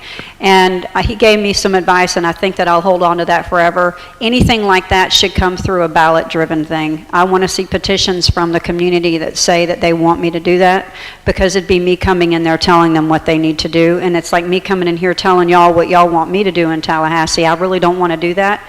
I would support it if the community supported it. Does that make sense? Okay. Anything else? I'm going to be here. Yes, sir. Just real quick. First of all, I'm all for monuments for fallen soldiers, but private funds can handle that. Okay. Just an educational question for me, so you can help me understand D1, how you work.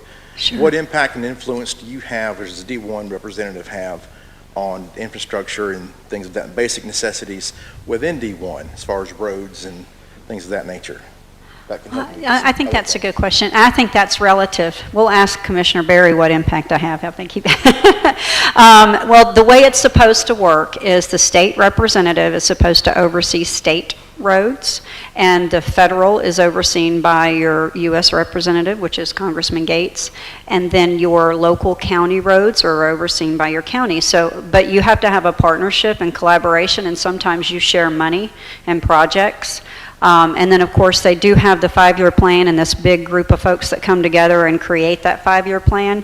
And those are the ones that really dictate a majority of the money in the community. My power, my individual sole power that I get is these things called appropriations projects, where I can go to Tallahassee and say, I need this money for these roads, like I did in the Bluffs project. I want $2.5 million and I want it now. And even though DOT has promised to put it on the 5-year plan for like a million years, it hasn't made it on the plan yet. So my community said, you know, the leaders in the community that I listen to, because I'm the conduit, said, Michelle, they have been telling us this for years. We really need you to get this money. So I file it. And now I get the money. So now I've actually appropriated the dollars. Now they're going to come in a nice big fat check, right? Do we get a big fat check or a little check? Big fat check. Probably just electronic. Electronic, there you go. It comes electronically, and then we can run the project. But I want to share, since you asked, I'm going to share you guys a little piece of information why appropriations are not really liked by the big people like DOT and Department of Education and others, because whenever I fund that project in the legislature, that means that I just took $2.5 million out of the top of their 5-year plan, and it's mine now. So now they have to reevaluate their, you know what I mean? So that's the kind of the power, but just to give you a full circle so you understand why a lot of times DOT and others don't really want you to do those 5-year plans, or those appropriations things. But those should be used for projects in which you don't want to wait 5 years for, and I think that's what we did and what we'll continue to do. I hope that helps you. Thank you for having me. I appreciate you guys. I'll stay after too. Thank you, Commissioner Berry. Super. Yeah. Excuse me. Thank you, Michelle. Thank you, Kevin, both for first of all attending, as well as speaking, and then fielding questions from constituents. And you know, feel free as we move forward. If you continue to have a question for Kevin or for Michelle, you know, please feel free to ask. And we'll kind of open it up for the more broad questions. Because one was a little bit addressed to me, Century. That is something, if they were to ever look at unincorporating, that needs to be an initiative from that town, from their constituents as well as their elected officials. That's not been their intent. That's never been my conversations with them. It's not something that I want to see happen. Excuse me. They have a lot of history. They have the ability to be successful. I want them to be successful. Senator Broxson helped negotiate during this past, quite a bit, I think, helped the town negotiate some higher rates, some more market rates with the Century Correctional Institution, where they provide a lot of utility services, specifically gas, to the facility. That changes, believe it or not, that one institution and some more marketable rates changes their financial picture on an annual basis, makes them a lot healthier. I believe all of us have a good relationship with Ben Boutwell, who's the mayor of the town now, and I think Ben is going to do as good a job as can possibly happen up there. He loves the town. He's from there. He moved back there to settle and retire, and put his own money back into the town to want to be there to make it home. And I think he's going to do as good a job as can be done up there. So I know he's a friend of all of ours and does the best job that he can. And we'll open it up for our questions now, and I'll do the best I can. If I don't know the answer, I'll try to get somebody that knows more than I do. Cliff, sure. Well, Steve, you and I spoke earlier. Sure. Let's talk about across from your house on Willowbrook Lake. Okay. We county dropped $1.5 million to fix that dam and get it all fixed up. And in the first big storm, what happened to it? Poor engineering, poor design. It washed the dang burn thing away. Yeah. But where I'm getting back, and this is part of Wes Marino needs it, and Michelle needs it. This is something going to get laid in your lap.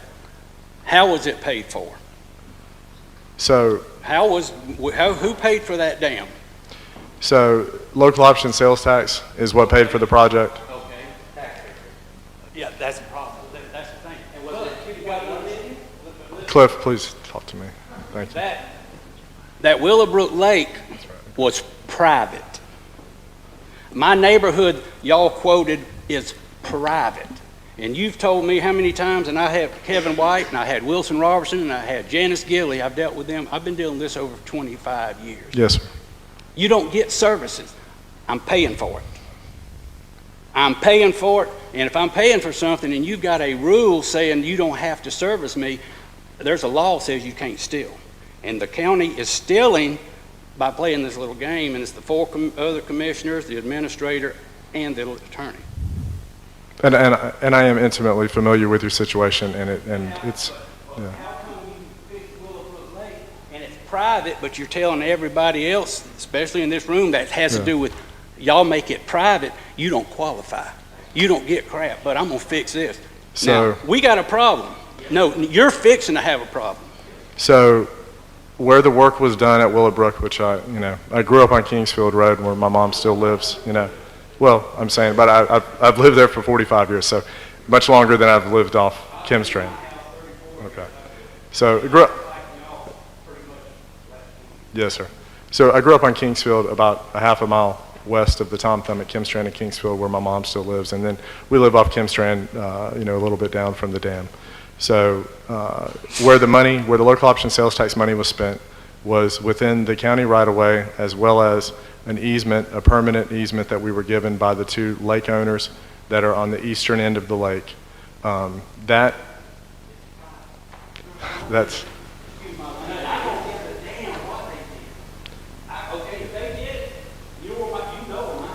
Mm-hmm. I'm giving you the right to fix that burn there. All right. 4 years ago, I already had the ball paint off the table, the pipe and everything. We two other guys were doing it. We had the backhoe, we had everything. We were digging the road up, putting new drainage in. It would cost us $3,500. Y'all got it involved and it cost us $65,000. So your neighborhood was the first one where the county instituted a plan that I asked them to do to have public money spent in an area that's private infrastructure. And well,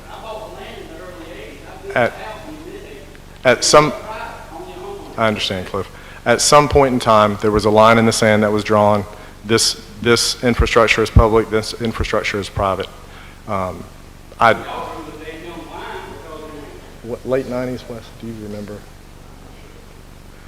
Late 90s, maybe 2000, 2001. In that time frame, there was a line in the sand drawn saying this is private, this is public.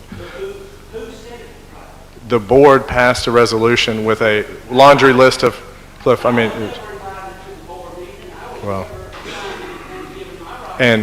and you, candidly, you and unfortunately thousands of other residents that I have that their roads were not included in that list that are publicly maintained. And over the last 20 years, there is quite a divergence in what's public and what's private, because the private infrastructure, it is so expensive to do roads and drainage and stuff, you just don't see it maintained. And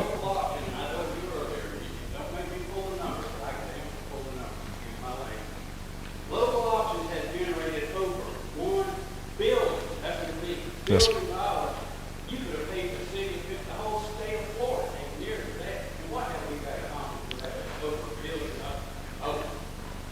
Okay. Rebuilding all the city stuff. All right. Y'all bought new fire trucks for $2.5 million. The county would get it. Okay. All right. Is the last question, Cliff, it's the last question I'm going to answer. So obviously there's been a lot done with local option sales tax. It can only be put in place, excuse me, for a certain period of time, and then it has to be the initiative has to be repassed by the voters. So, and one of the reasons is to make sure that the government is spending it the way that the citizens want. So it takes it takes every 10 years to be repassed.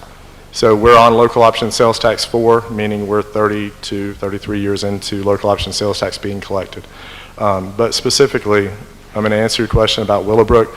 Everywhere where money was spent on Willowbrook is a current permanent county interest.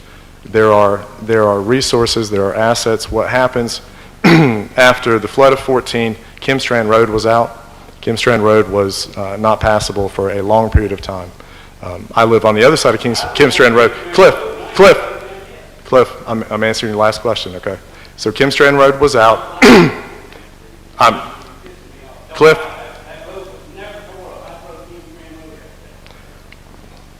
Cliff, I live there. Kimstrand Road was impassable for a period of time.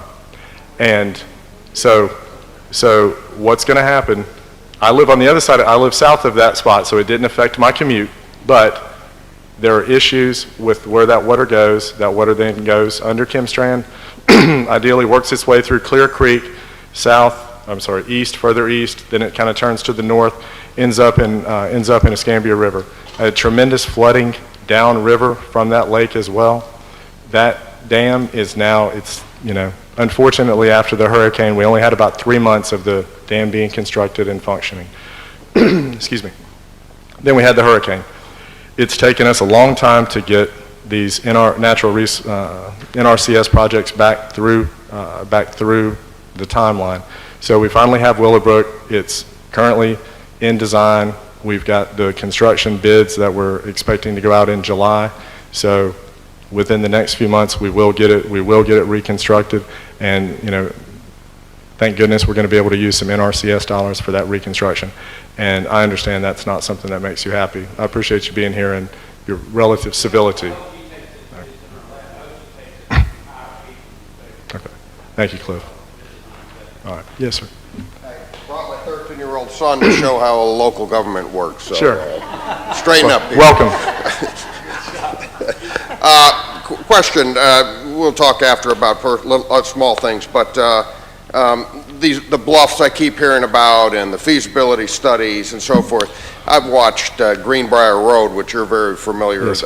Just millions and millions of dollars in feasibility studies thrown down rat holes, and one environmental impact study, breeding of a snail darter shuts the whole project down. The bluffs is, what's going to happen to the bluffs. The frustration of, reality bears its ugly head. UWF is still waiting for a back entrance to be cut through on Greenbrier Road. Is that dead on the vine? I don't know that I would say UWF is waiting for that because,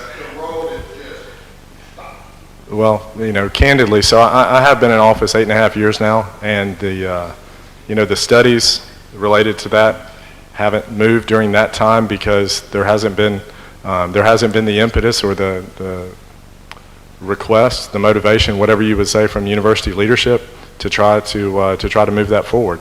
If if we have a change in leadership at the university, or if they have a change in priorities that says we really need that western entrance, through 10 Mile or Greenbrier in that section, then that probably changes the conversation with the county. It's currently there's nothing in process related to that western entrance, and the Bluffs project, candidly, from the very beginning, that's a 20-year project. You're talking about 3,500, 4,000 acres being developed for industrial use. That area has a lot of assets. They have, and I'm not an engineer, but they have whatever you would call the highest grade gas main that runs through there. You have whatever you call the highest grade rail that runs through there. You've got a couple of Army Corps maintained ports that are on the river in that vicinity. Obviously, ECOA is a big partner in the Bluffs project. It's 4 landowners that make up the 3,000 acres. We knew that was going to be a long-term project to have anything. There's a bridge between, it runs on the north end, Becks Lake Road, which is the eastern side of Muskogee, down to Old Kimstrand. It would take a bridge to connect that completely in the middle. That's a very expensive endeavor. So what we're trying to do is trying to attract tenants or businesses either on the north end coming south off of Becks Lake, relatively close to Becks Lake, or on the south end from the Old Kimstrand side, moving kind of northward from there.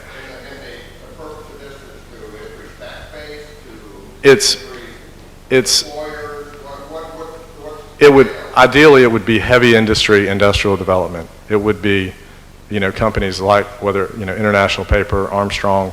It would be heavy industry, that type of, those type of industries that you really don't have another place in this current environment where you can put them. We've got the 600 acres or 550 acres that are outlined Field 8 directly west of Navy Federal on 9 Mile Road.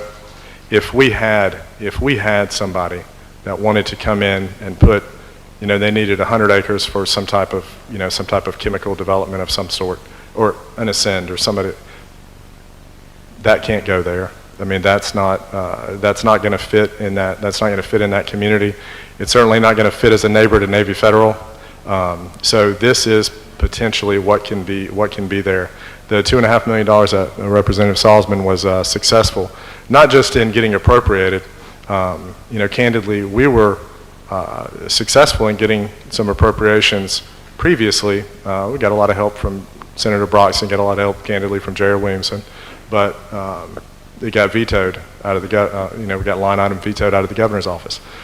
So it takes getting it through the legislature, and then it also takes the political capital to be able to keep it in the budget once it hits the governor's office. Yeah. Oh, that's okay.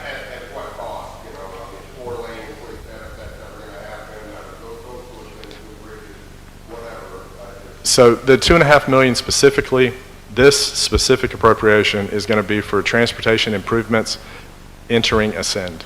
It is a huge ask from Ascend. I don't know if everybody's really familiar with what they're doing out there. I know we have some employees in the audience, or former employees. No, it's the same directional entrance, but it's just improving it to what they want. They're moving the pellets that they produce out there, and I'm not a chemist either, but they produce these plastic pellets. They can chemically make them where they withstand high rates of heat, very low temperatures, make Kevlar, bulletproof this. I mean, all types of plastic goes into all kinds of things.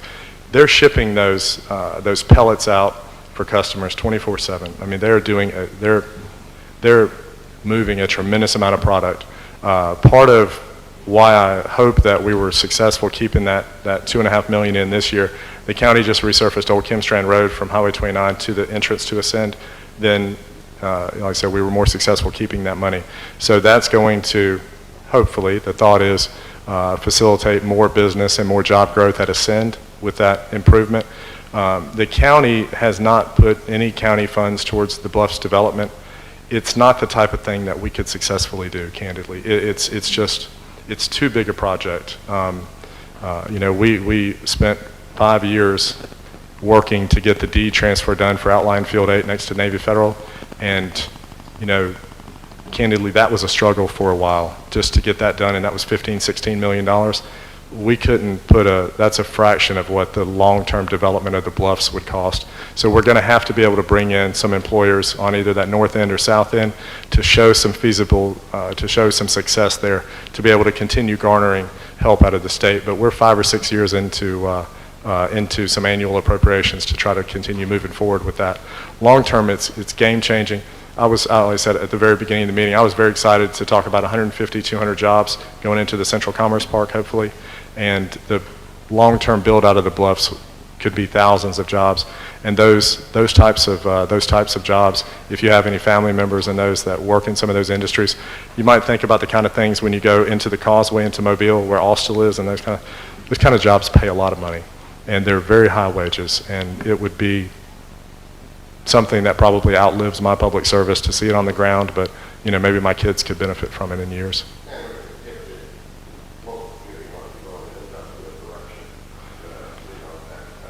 Well, that's how we ended up in that area. That's how we ended up being buffered by such a large conglomerate. It's only 4 owners, but such a large conglomerate of acreage to be able to get off the beaten path, to be able to get out of where we have populated areas and kind of away from the crowd.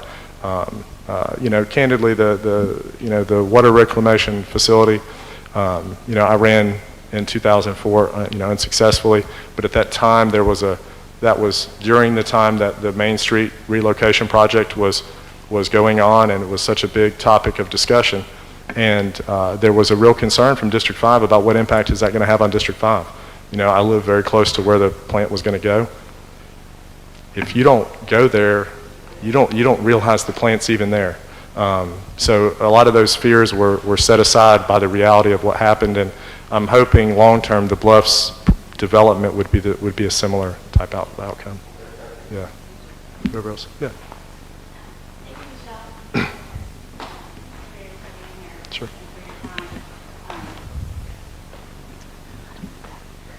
Thank you to the directors for being here, but specifically Mr. Gilmore, and for what you're doing in public safety. I do have 2 questions, but this gentleman right here had a question before me. Okay, sure. You go ahead. When you have a granddaughter, she honors age. Yes, sir. But Barry, thank you for having the town hall meeting. Sure. And inviting the others here. Have a lot of questions, but at the same time, the problem that we have on Carlton Road, I think you're very familiar with it. Are you Mr. Lancaster? Yes, I am. Okay, all right. I've talked to you on the phone. I haven't met you in person. I'm sorry. Okay, yes, sir. Forgive me for not Yeah, introducing former myself. commissioner. Thank you. But we're having a real problem, and it's all funneling down to that one area. Yes, sir. And I think, if you would get with me, I think we might have a little solution to that. Okay, I failed on the first one. Very so- inexpensive solution to it. So, thank you, and candidly, I failed on the first one. We had a design, I had talked with you and your wife quite a bit over the years. We had a design, we had, I don't know, a half dozen easements that were needed. We had a couple of people that were willing to sign the easements that did execute those easements for the project, and, yes, sir, and I thought I was going to be able to negotiate an easement from them, and it just didn't work out. I met with them a half dozen times, but If you want to go that direction, you may have to move just a little bit to the south of those people. Well, And yeah. I'm sure he would be happy to work with you, but at the same time, the solution that I'd like to recommend would be fairly simple, is to run down the fence row that we have and not bother the trees that we have there for the birds. My wife loves the birds, and but it could run down to Bruce's property, turn left, or right Okay. off to Ashland, and get right into your 11 And Bruce is good with it? Pardon? Mr. Biles is good with it? I haven't talked to him Okay, about all it, but I needed to talk to you first, Okay, sure. because I know that y'all talked to him about getting additional easement. Okay. And we didn't know anything about that. And, but I want to start with you first. Okay. Be able to go to them with the project. Okay, thank you, and so I'll be happy to follow up with you and try to find out what your idea is, and again, I thought I had something and it just didn't work out. I apologize, but We thought we did too, but we worked hard to try and get those easements. yes, sir. And as far as the garbage is concerned, my neighbor has the answer. She meets her garbage men out there, but 2 bottles of water for each one of them, and some cookies. So Tell her thank you very much. So my first question is, I know that you have been working on different things for the internet and cell phone service out here in District 5, and I know that you know the struggle that we have out here. So y'all been working on different things with the commission, so where are you at with it right now, and what do we have coming with the future that we can look forward to? So we did excuse me, a broadband feasibility study that that we got the report back. Magellan was the advisor, and they are working now on the bid documents to go out for a phase 1 build out of 10 gig backbone. And I apologize, I didn't think necessarily about the technical stuff to ask Bart to come out, but isn't that the phrase, the 10 gig backbone? Okay, yeah. Yeah, so it's, so we're moving forward with it to see about what the first phase, so it'd be phase 1 of a build out of a 10 gig backbone to start.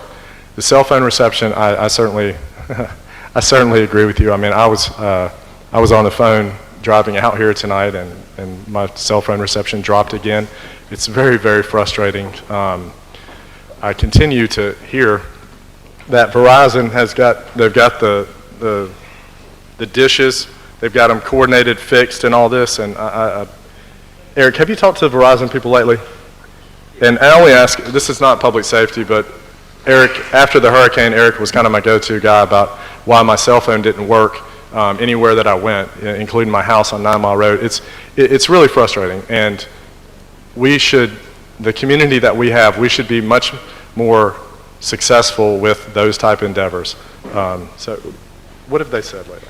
I know they're putting a new tower in, maybe? They're putting a new tower in, so I'm no cell phone guru by any stretch of the imagination, but I know myself up here that I had better service before the hurricane, probably as many as you did as well. What they informed me was that the microwaves were out of alignment. We didn't lose towers, we didn't lose power, everything was generated, that the microwaves out of alignment. So as I identify those areas that we had better service in before the hurricane, I get with Verizon and I tell those guys, because I have Verizon carrier, so I don't know about AT&T. I tell those guys where we're missing, such as the drop-off right here at 29 at Barth, where it goes down. You know, we lose cell service there. Up towards Century, they never had good cell service to begin with, but I informed them that it's bad out that way. Out toward Walnut Hill and Barth and Barano Park area, in some of those low-lying areas that we had better service before. So I try to identify those areas and bring that to Verizon's attention. They are building a tower, this AT&T tower on Highway 97. It's an AT&T tower that's going up in Century that I'm familiar with at the football field there. But Verizon is putting a tower up on the west side, somewhere Barano Park and Walnut Hill area. There is supposed to be a tower going up that way as well. AT&T did share with me their FirstNet coverage that they're trying to get better up here to include 2 to 3 more tower sites in the next year or so that AT&T is trying to do. But that's the best I can tell you. But as I identify those areas, I do try to bring that to Verizon's attention because I am a Verizon user, as probably many of you guys are as well. So, but that was the explanation they gave me. So after the storm, please believe me that we try to get that. I do have an ESF2 group that sits in communications, and as those things come up, and believe me, I heard it from Commissioner Berry that he couldn't get a text message at his house, so then I definitely call Verizon and try to get that rectified. So, thank you. And something that's, you know, as important or more important to a lot of the folks out here, you know, we've got areas, you know, candidly, Frontier Communications struggled when they were active or not in bankruptcy. They've been in bankruptcy for some period of time now, so the thought of them putting any capital into their network is probably not a feasible one or a realistic one. So there was what I think, especially long-term, really good news this past December. Some of the funds that I believe were part of the CARES legislation, but the FCC, the Federal Communications, did an auction, a bid for Rural Digital Opportunity Fund. And what it was, they identified 3,500, 4,000 sites in Escambia County that had no service, literally no service, which that's not hard to find that many. And if you include underserved with unserved, you've got more than 10,000. But you know, they identified at least 3,000 or 3,500 that had no service. And those sites or those locations were put out to bid. Charter Communications, which is the parent company of Spectrum, and Charter Communications is huge. They do have the capital to be able to outfit a network. They're a very large publicly traded company. And they won a number of those sites in the unserved area through that Rural Digital Opportunity Fund in December last year. And they have a time frame of, I believe, 5 years to have those sites built out, but they've certainly indicated to me they want to do that in a more speedy manner. And I'm still trying to, as part of the conversation moving forward with the Magellan, the county broadband feasibility study, also maybe we can partner with them, since they're going to be getting some federal dollars to be doing some unserved areas in the district. If maybe we could publicly, privately partner with them to try to do more of a fiber build out to the underserved areas as well as the unserved areas. So I know it's a huge problem, and when you have kids at home that can't do their schoolwork the way that they should be able to, you have so many people working from home, they're disadvantaged greatly by what has become a human right. I mean, it is in the same way you should have access to water and power and those things. You should have access to an internet speed at your home that is reasonable to be able to do those, what are now basic things, work, do your school from home, those things. It's, you know, about 6 or 8 months ago, the county spent, you know, a decent amount of money, several $100,000, putting in Wi-Fi, a very strong Wi-Fi, real wired internet solution into the community centers and the parks that are in District 5 specifically. And, you know, there was some criticism to that. But what I didn't necessarily give the narrative at the time for was, by doing that, by having some fiber sporadically spaced out throughout the district, it's long-term going to make it easier to, if you think about a spider web trying to connect areas of current connectivity, it does make the long-term build-out of those areas more feasible, because at least we have some pockets of high-speed internet throughout the district now that we didn't have a year ago. So that's a good thing. So I struggle with the internet and the cell phone stuff at my house too. And candidly, I know it's an issue out here, but like I said, I live off 10 Mile basically, and it's an issue. It's an issue for me too. Thank you. If you want to pass this on, I haven't checked it out for myself, but one of my neighbors recently told me if you contact Verizon and you tell them where you live and you're in a rural area, it will send you for your home a Wi-Fi extender to help you. And I've heard from several people out here that have gotten them how it works better, but I haven't tried it for myself. But my second question is, over the weekend, I learned that 9 Mile Road and South is now the poverty line for Escambia County. And, in the past 10 years, Escambia County has grown significantly. So with the census coming out, and I know it's been delayed because of COVID, where do you see the redistricting occurring?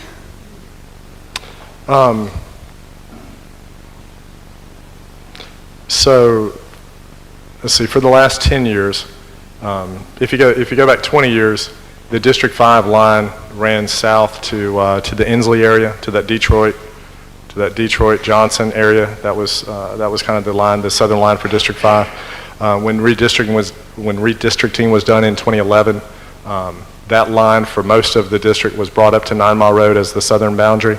There was one precinct left in District 5 that's south of 9 Mile Road. They voted at Seventh-day Adventist Church there in University for years. Then recently they moved to Olive Baptist Church. So I think it's very reasonable to expect that we being Kevin and I and Bill Slayton from the school board, that we lose that precinct. I would certainly expect that, and we hadn't talked about it, but that's a very reasonable thing to expect. I don't know that we would lose, even with population shift. That's going to be a pretty heavily populated area, so I don't know if that's going to do enough to offset the population shift. So it's possible that maybe we lose another precinct that's even north of 9 Mile Road, but I haven't seen any of, well, I say I haven't. No one that I know of has seen any of the numbers yet, but I know that, we do have an expectation to finish that work by the end of December. And so we're going to just have to, as a board, we have an end of December end date, so then we have to kind of back into, well, if we have to finish it by then we have to have 2 public meetings about it, then we need to do it this at this point. We've got to have 2 meetings with the school board, so we need to do this with this. So we're going to be backing up into where we need to start.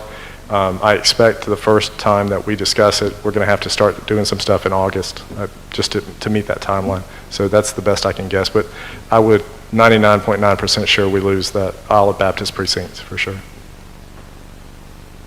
Nice, skip, sure. I'm actually speaking on behalf of my sister, Sure. Yes, as you're aware. She lives adjacent to the Cove Pond. Yes, sir. Brief, history, I'll back up, history, not necessarily brief. 1999, the county approached, I actually owned the property prior to her, and the county approached, wanted to buy that property for a holding pond. It was a little over 6.5 acres. Really wasn't a desire to sell, so I asked, do you really need all 6.5 acres? Engineering came back, ended up, said actually we can, 4.5 acres will do. That's why that pond is an L-shaped around her current residence now, is because it said 4.5 acres. Now, correct me if I'm wrong, and I know this all took place prior to all y'all's tenure in this seat, but that pond was not, at that time, designed as a 100-year storm pond. It was a 25-year storm pond. As a developer, I don't get to do that. Somehow y'all do, but I don't get to do that. I just finished a small 23-lot subdivision. My engineering firm contended we didn't even need the pond. $100,000 later, I got a massive pond for a little old 23-lot subdivision. You've got a good engineering department. I got a good engineer too. I'm saying, that's why he's my friend. I know. You're right. But nonetheless, so the county purchased that. Y'all are very familiar with the Cove Pond. It continues to be a problem. Y'all know that whole area is a problem. that entire area. In fact, I'll go back years ago. Richard Dwayne approached me. I've got some acreage on the other side of the Haji Shrine Temple, and he approached about putting a big holding pond there. That was right before he left. After he left, there was no more discussion. But that pond obviously is inept. I don't think anybody will take issue. I think Rob will attest to that. Anybody, that pond is inept. There's no question about it. After continued flooding over and over, 2014, she got 2.5 feet of water in her home. $70,000 later, she's back in. She really did, there'd been some discussion with the county. She really didn't want to sell and didn't. It never really went anywhere. Sally, she once again sat right there, watched the pond overflow and come right in her home again. Now she only got 6 inches this time, but 6 inches of water in your home again. So all the furniture, 2 vehicles, it's time. And I've tried to be patient. We've tried to be amicable. We like to be amicable, but it's time. And it doesn't just affect her. Now, she's got letters from a number of people in the area that have repeated flooding incidences. And one of her neighbors that's already left the area and attested that she sold because her grinder pump flooded and had to replace it, but which was on her. So I know there's been mention of the $640 million. Can we and have we taken any initiative in terms of capturing any of that money? So I can't speak to that part of it necessarily. I'm sure as a board member I can tell you the board would be very interested in that. So that would be certainly something the board would support. Have we not investigated what that process is? I don't want to say that, Skip, necessarily, and Joy is not here. If Rob has an answer, he's certainly welcome to, but Joy is not here. I don't know that we have or haven't, but I know, again, Joy's out of town. She did mention to me a couple weeks ago about trying to look at a hazard mitigation grant for the property. I have been over to your house, Ms. Butler, and I am familiar with what's gone on there. 4.5 acres should be a pretty good pond. That's a lot of property. We should be able to have a pretty healthy retention pond on that site. There's a pond on Ponderosa that was put in after the 14 flood where we did buy a couple of properties and put a pond in. It's only 3.5 acres. But it has no outfall. Well, but my point is it functions very well. It's on that Ponderosa pond functions very well. I office next door to it and am real close to the people that live on either side of it, so I know it functions well. They've not had any issues since it was installed or built in 2015, or 2016. Ghost Pond takes on the excess from even that area. Well, but what I'm saying, 4.5 acres is a pretty large parcel. We should be able to do more on that property than has been done. Previously, I had not, for whatever reason, hadn't gotten a lot of, I'm not an engineer. I mean, you know me well enough to know that. Not gotten a lot of interest in trying to do something with the pond. But after the discussion that I had with Joy Jones about the Hazard Mitigation Grant Program, and I gave her my feedback, which was, we haven't done anything to the pond yet. That's the first thing. That's what I want to do. We can apply for something coinciding to trying to get a grant. That's okay. But when Joy had some folks look at it, which Rob, is that something you looked at or did somebody else specifically? Okay. Alan, okay. So Alan Vincent from HDR apparently is who looked at it. So what we're looking at is trying to dig it out and dig it down 13 feet and dig the sides out some and get it deeper. That should be a large enough pond to function in that area. Okay. If that's the approach, that's all I need to know. Is it legally retired or other time? That's all. Well, that's going to be the first thing that we're going to try to do, because I can do that immediately, and including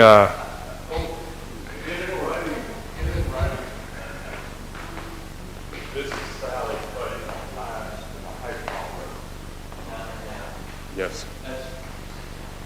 That's on the south side of that pond, Yeah, it's 9.5 miles, sure.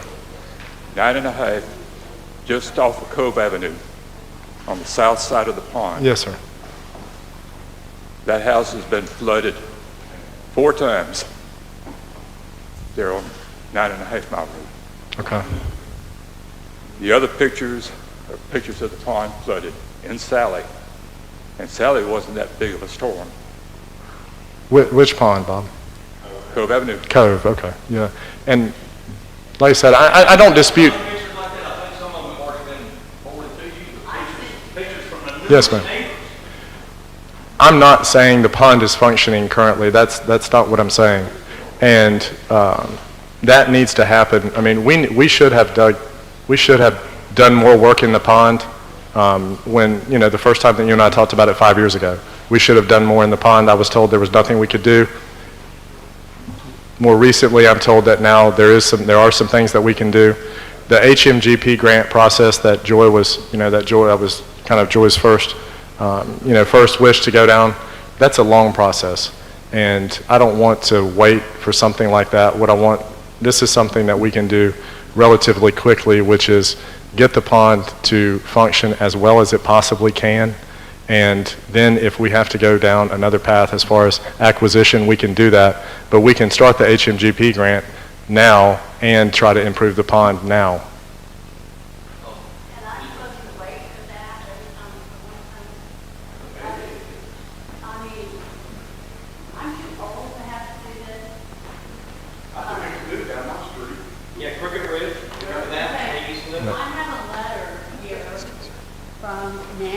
Calhoun, who wanted to be here, but because of a medical emergency, she was not able to make it. Yes, ma'am.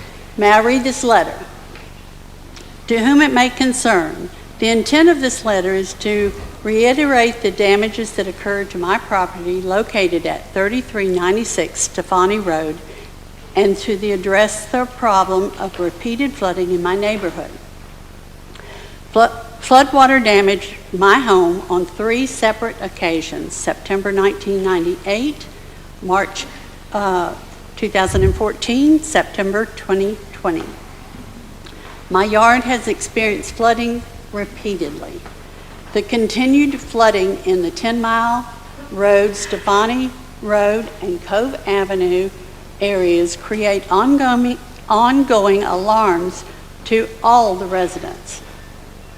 This address experienced flooding from the September 28, 1998 Hurricane George, March 2014, and September 18, 2020 from Hurricane Sally.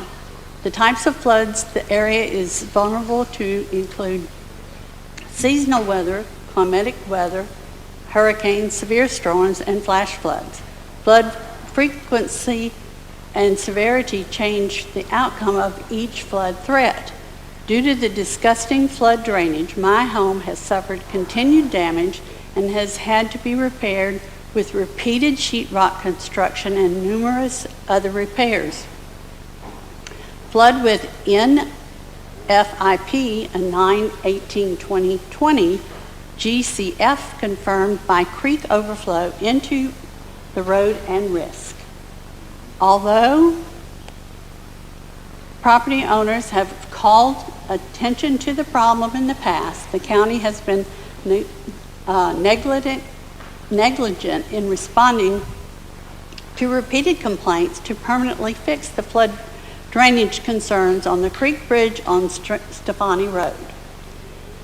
Escambia County needs reminding that the quality of life issues affecting property owners are more important than their wants.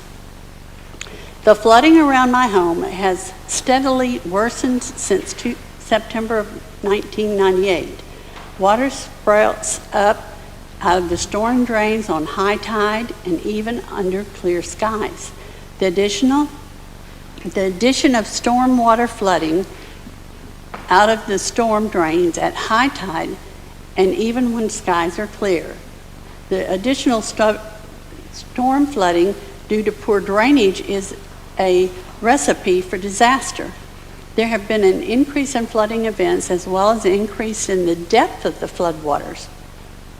My yard has flooded to the level of 3 feet on stormwater on numerous occasions. Stormwater flooding affects my home, streets, ditches, as the water contains potentially deadly bacteria such as E. coli, garden materials like dirt, sand, mulch, animal urine and feces, herbicides, pesticides, broken glass, rusty screws, nails, woods, trash, and more. Health concerns aside, I experience reoccurring property damage with floodwaters. Sidewalks and streets are crumbling. Vehicles are destroyed from the water. Property owners are inundated by mold and is causing grass and vegetation to die. As a homeowner, I am expected to bear the financial burden of remedying the damage caused by the failure of the county to rectify this problem. The simple fact of the matter is that our stormwater system is antiquated. We, the taxpayers paying homeowners of Escambia County, have the right to expect and demand that our elected county government stop the frivolous spending of millions of taxpayer dollars and ensure the health and safety of our families, homes, and properties. I'm not the only one that gets this every time it rains, every time a storm comes, and it's ridiculous. And if I have to do,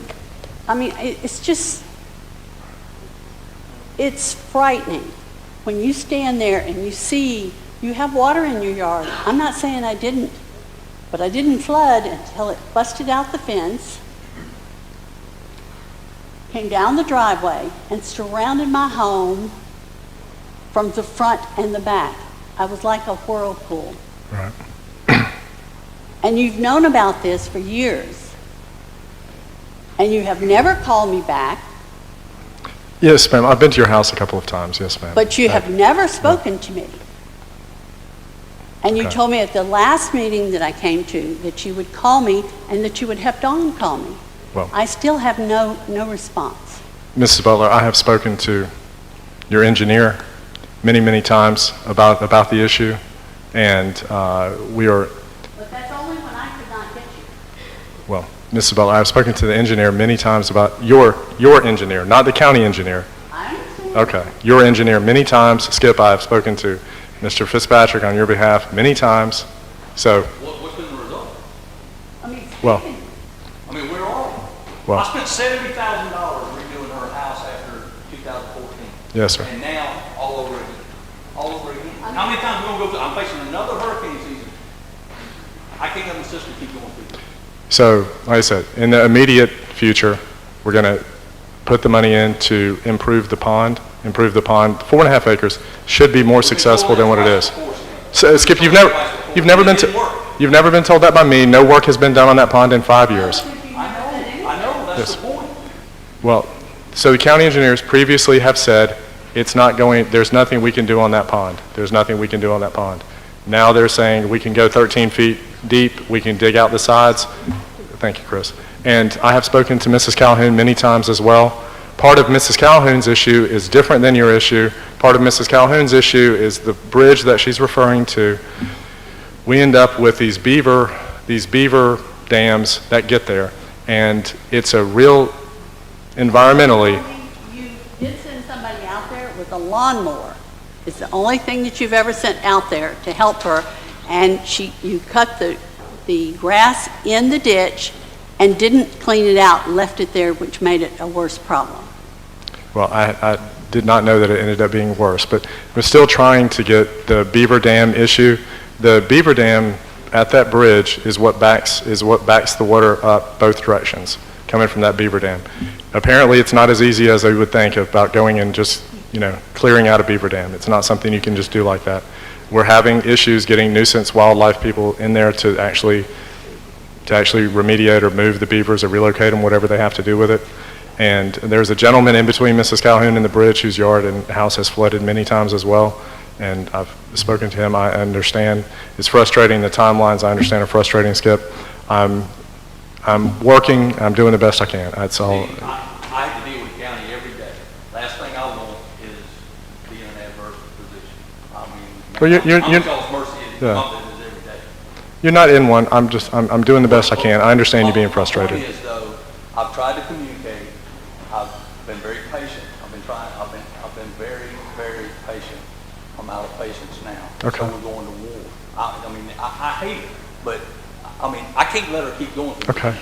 Would you want your mother or your loved one that's alone to have to go through that? No, ma'am, and I don't want you to have to go through it either.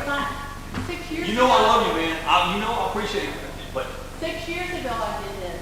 If I have to do this again in 6 years, I'll be 80 years old. I am 74 years old. Yes, ma'am. It was easier 6 years ago. It's ridiculous now. I understand. I don't think you do. Okay. Sure, Larry. Oh, I'm sorry. I got it too. Chris, okay. I got it. Yeah. I'm Chris Kerb. I worked for the county for 25 years. I'm now a technical advisor for Flood Defenders. We're a nonprofit, nonpartisan organization with the goal of helping flood victims, flood-affected citizens advocate for better flood protection. That's why I'm here. Right now, we have up to 1,100 residents that have signed up on our Facebook page, Flood Defenders - Panhandle. Flood Defenders is supporting Darlene, is that right, Darlene Butler? Darlene Butler. I want to say Darlene, but it's Darlene Butler. And Skip Butler, after significant flooding in the Cove Avenue and surrounding areas. The homes surrounding the stormwater ponds on Cove Avenue and Ponderosa Drive have flooded repeatedly, including April 2014 and Hurricane Sally. In both cases, these ponds are surrounded by contour drainage bowls. I gave you a map. I've emailed it to you earlier this afternoon, and it shows all the little green contour drainage bowls on it. I am an engineer. I went to Auburn University, got a 4-year degree from Auburn University. And I can tell you what's going on out here. Water's from hundreds of acres around this area flowing into both of these ponds. Ponderosa Pond does not have a defined positive outfall. Cove Avenue Pond does have a piped outfall. It actually goes down Fowler Avenue Street. There's a drainage system on 9.5 Mile Road and Cove Avenue that actually function as an inflow and an outflow pipe. They're connected to the system on Fowler Avenue. Ponderosa Pond was expanded in 2017 by the county, but it doesn't have a positive outfall. This means the pond fills up and it has nowhere to go. That's actually a violation of your own land development code when it was expanding Ponderosa Pond without a positive outfall. You want to look it up, it's under the Land Development Code, Chapter 1, Article 1, Section 1-1.2. This was done in spite of concerns raised by county staff to cut costs for that project. The county staff was me, because I worked for you at the time. Okay, is it a question, Chris? Yes. Okay. I'm giving you the information that Okay. you need for this. Okay. The Cove Avenue Pond was designed to handle today's storm event. It is strained by the overflow from the Ponderosa Drive Pond, excuse me. The Cove Avenue Pond was built in 2001, was designed on an out-of-date requirement of a 25-year design store. That means it can't handle today's storms that we're having 100-year events. That's why your house floods, because it was designed for a 25-year storm. Additionally, when it was originally designed, it was for a 6-acre pond. Y'all weren't willing to sell 6 acres of property, and I think that was around 1999 when y'all sold the property. You only sold 4.3 acres. You can't go deeper with that pond because of water table. I believe that the Ponderosa Pond, when it was expanded, that helped an area, but you still have a problem with what's going on underground and surface flow in these little green contour bowls that you got, that I showed you on that map. Basically what happens is the Ponderosa Pond during storm events creates an additional above and below ground flow to the Cove Avenue Pond inflow-outflow system, increasing the pressure on the outfall system on Fowler Avenue. So what do you need to do?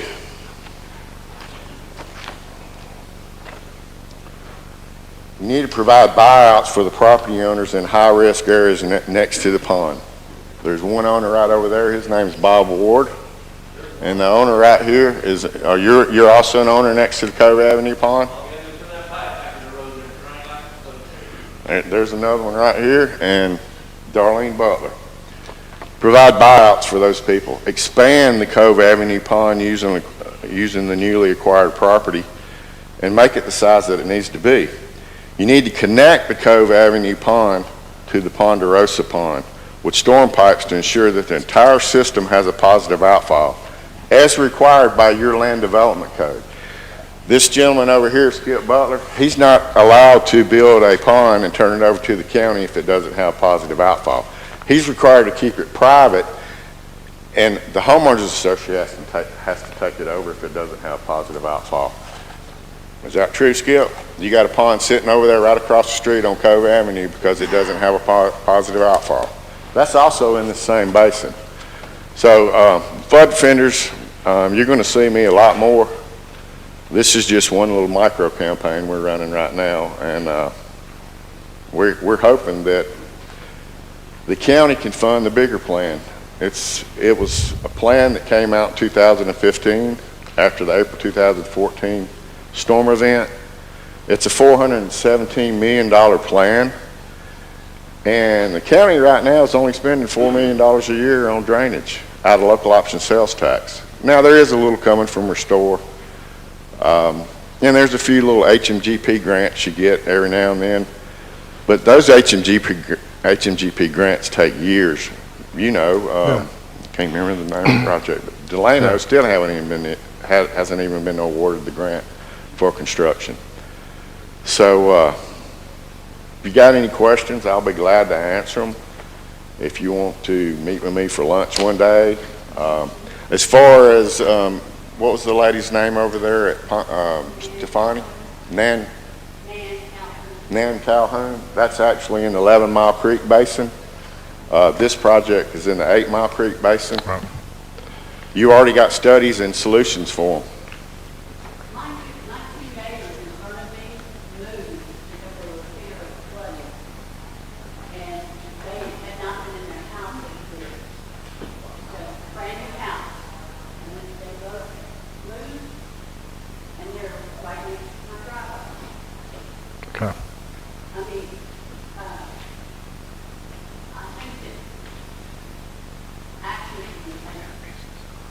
Okay.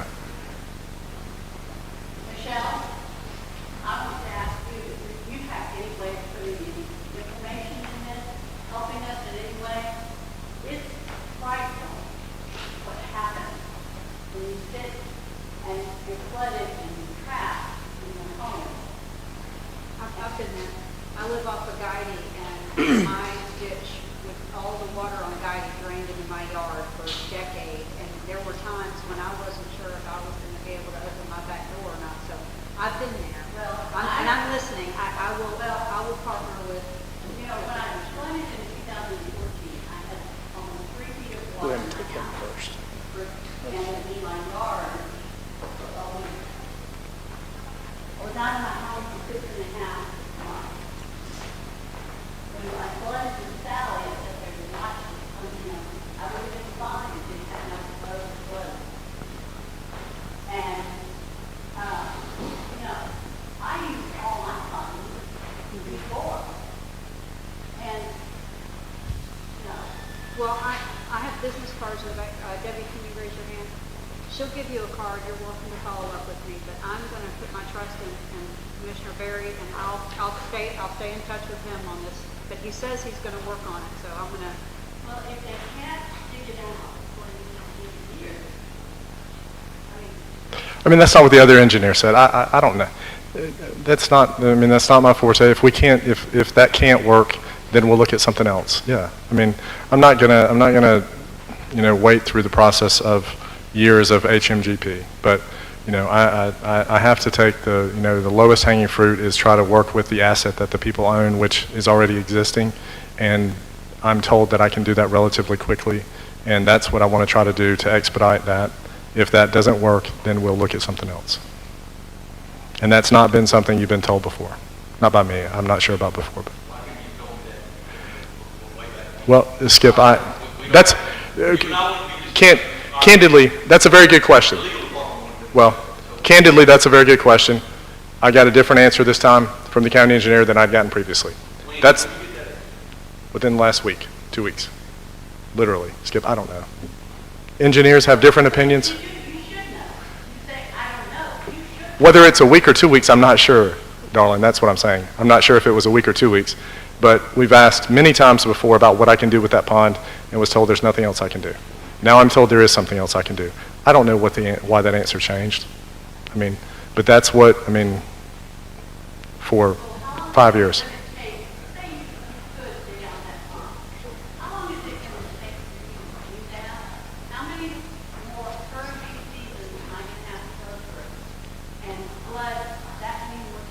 So the design for it was estimated at $10,000 or $15,000, which means that's something that is either in procurement now or can be done in procurement in a couple of weeks.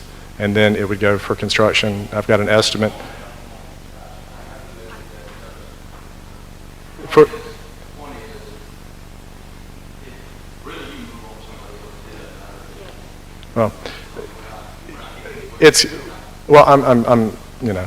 I'm sorry you feel that way, but you do have neighbors, and because I now have been told that I can do something with that pond, whether that makes you happy or not, I'm going to continue moving forward with doing something with that pond, whether that makes it happy or not.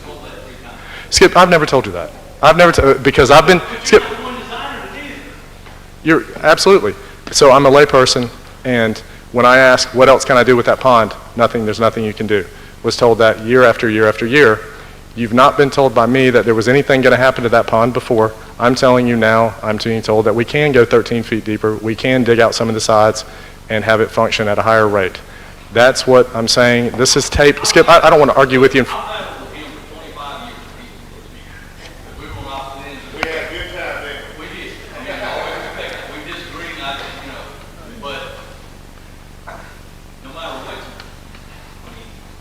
I understand. I understand, Skip. Thank you. Sure. Yes, sir, Bob. Okay. Mr. Campbell and I are here tonight about our situation with our industrial property, supposedly industrial property at American Concrete Supply. Okay. I sent you a letter this past week with exhibits in it, and I thought I was pretty straightforward in my explanation of what our situation was. Horace called me this afternoon upset, and don't get me wrong, I have a lot of respect for Horace. Yeah. He's a great guy, but he just doesn't understand our point. Our zoning and future land use was taken away from us by the county, and we simply want it back. Okay, and I did get the letter. The county attorney was out. The county attorney was out last week, so I wasn't able to talk to her about it, and we haven't had a board meeting since, so I haven't been able to talk to Horace or anybody. So you currently have HCLI, and you want industrial back? Is that correct? Site in 1999 for industrial, for a concrete plant, right, and an asphalt plant. It was later changed to HCLI, heavy commercial light industrial, which requires all manufacturing to be completed within the confines of a building. 95% of our work is outside of a building. Yeah. Concrete plants just don't go inside buildings, large ones like we have. Wouldn't that have affected the pipe plant next door too? Yes, it would. Okay. The entire parcel of 64 acres okay, was approved by the county in 1999, and it should be restored. Okay, and like I said, I got the letter Friday, maybe. I mean, literally Friday. I haven't been able to talk to anybody from the county about it. It seems like a pretty easy, doable thing, but I'll be happy to look some more into it. And that doesn't seem like a really big step. Was it changed in 2015 when the Land Development Code was rewritten? Is that when it changed? It changed when Lloyd, the first change was when Lloyd Kirk. Okay. Okay. Okay. Lloyd just recently made the first change. In 2015, the government changed needs to realize we don't have the future land use will change the mixed use approach. Allow no resident activity whatsoever. Okay. All right. Bob, okay. Give me a little bit of time to look at it. I'll be happy to help. That doesn't seem like something that's that high of a bar. Okay.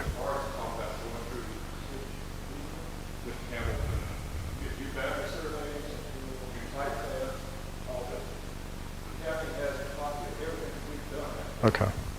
All right. All right. Thank you. All right. Thank you, Bob. Yep. Speaking of retention ponds, Cricket Ridge, you still haven't addressed that one, but I'm not going to get into flooding because you've already got more than your hands full with flooding right now, and it's absolutely ridiculous hearing from all these people here. What I'm going to get into is first, why did you fire Janice Gilley and still paid her? We need to know that specifically. Don't give us a little dog and pony show, and don't say you don't want to do dirt, throw out the dirty laundry. We, the people, want to know why she was so bad, and if she was so bad, in your opinion, why did you let it carry on and not be transparent? But another question, why can't you email? Why can you not communicate? There's a lady in here. Do you have to have special clout in order to get an email? Or do I have to disagree with you every time in order to get text messages? Extremely disgusting that you cannot email. I asked you several questions 2 weeks ago at the BOCC meeting and the public forum, and you decided not to answer one single question. Now, here, answer a question. Why do I always have to cut the grass on county property around a retention pond? My neighbor here, he sees it happen. He cuts it too. So I tell you what, you can drop off a nice rotting lawnmower at my house this week, okay? Because for 12 years now, I've been cutting that outside because I noticed that the county doesn't put any emphasis in public safety nor the infrastructure. That's obvious with the flooding going on. It's called urban sprawl, and you're enjoying it. Speaking of enjoying it, are you going to enjoy that new retirement plan that you forgot to sign at the beginning, but now you want it back, and you took the county attorney with you to Tallahassee to get it all doctored up and bring it back, and nobody else knew that you did that? Why won't you talk about that? That's another question you got. You ready? Okay, are you done? Oh, no, actually you're right. Yeah, go ahead, smile. Sure. Another one, you like to play the victim. Stop playing the victim. Stand up for yourself. Start emailing everybody who emails you. Start becoming a communicator. You're on your third term. What have you gotten accomplished with roads? When you ran against other people who were trying to run against you, you bragged about how many roads you paved. You know what? There's a lot of roads. Kingsfield Road. Desperate need. And when you pave roads, why don't you think ahead? Yeah, West Roberts needs to be paved. When you decide that you're going to approve a road to get paved, why don't you think about improving it, wider shoulders? 2 years ago, you said you couldn't widen West Roberts Road. You couldn't put shoulders in there because there wasn't enough right-of-way. In a matter of minutes, I called up the transportation, the engineer, and they said, oh yeah, we got tons of room to put in a shoulder. You got to focus. You got to work with the other staff. You got to let us know. Do you even do a week or monthly email? Okay, that's enough for now. That's about 5 or 6. Go ahead. Okay. So we talked about the administrator at the board meeting 10 days ago. Sean, I'm not going to say any more than I said that day. Sometimes, I would put my relationship with Janice over 20 years with anyone that was in the room. I've known her very well. She's been a very close friend. We talked for 35 or 40 minutes the day before. I was very candid with her. It was as pleasant a conversation as that can be, and that's where the content of that conversation is going to stay. There were 4 other, Sean, I'm not going to argue with you. You asked questions. Sean, you asked questions. I'm answering your questions. Please have a seat. No, I'm not going to argue with you. Your holding pond, you shouldn't have to cut the areas by your holding pond. I got a text message from you about the maintenance for the holding pond, and I forwarded that. It was my understanding that the holding pond got cut. Well, I mean, that was 2 weeks ago? No. Well, you shouldn't, sir, you shouldn't have to cut the areas by your holding pond. Well, you shouldn't have to, regardless of whether you mind or not. And every email that I get from you, I forward it. I make sure that you get a response that's necessary. If you send me text that includes something that's about, this issue, or there's a pothole here or something, I make sure that those go to the places that they go. Okay, well, all right. I had to do a public record request just to get the information about if you met with FEMA or not and how you're going to handle the issue right after Hurricane Sally. Didn't hear a peep from you, not a phone call, not a text message, not an email. Okay. You do not need to be sitting out to somebody else. You need to get the answer to somebody else and answer to us, we the people. Okay. And so that's your passive aggressive. You don't really care. That's answer, Sean. That's super fantastic. We always say that stuff. Sean. That's answering your question. That is a poor answer. Okay. F minus. Just like the infrastructure All right. and public safety. So tell you what, when you go to work on the budget, you make sure that you work on infrastructure and public safety first. Okay. Thank you. Larry, sure. Okay.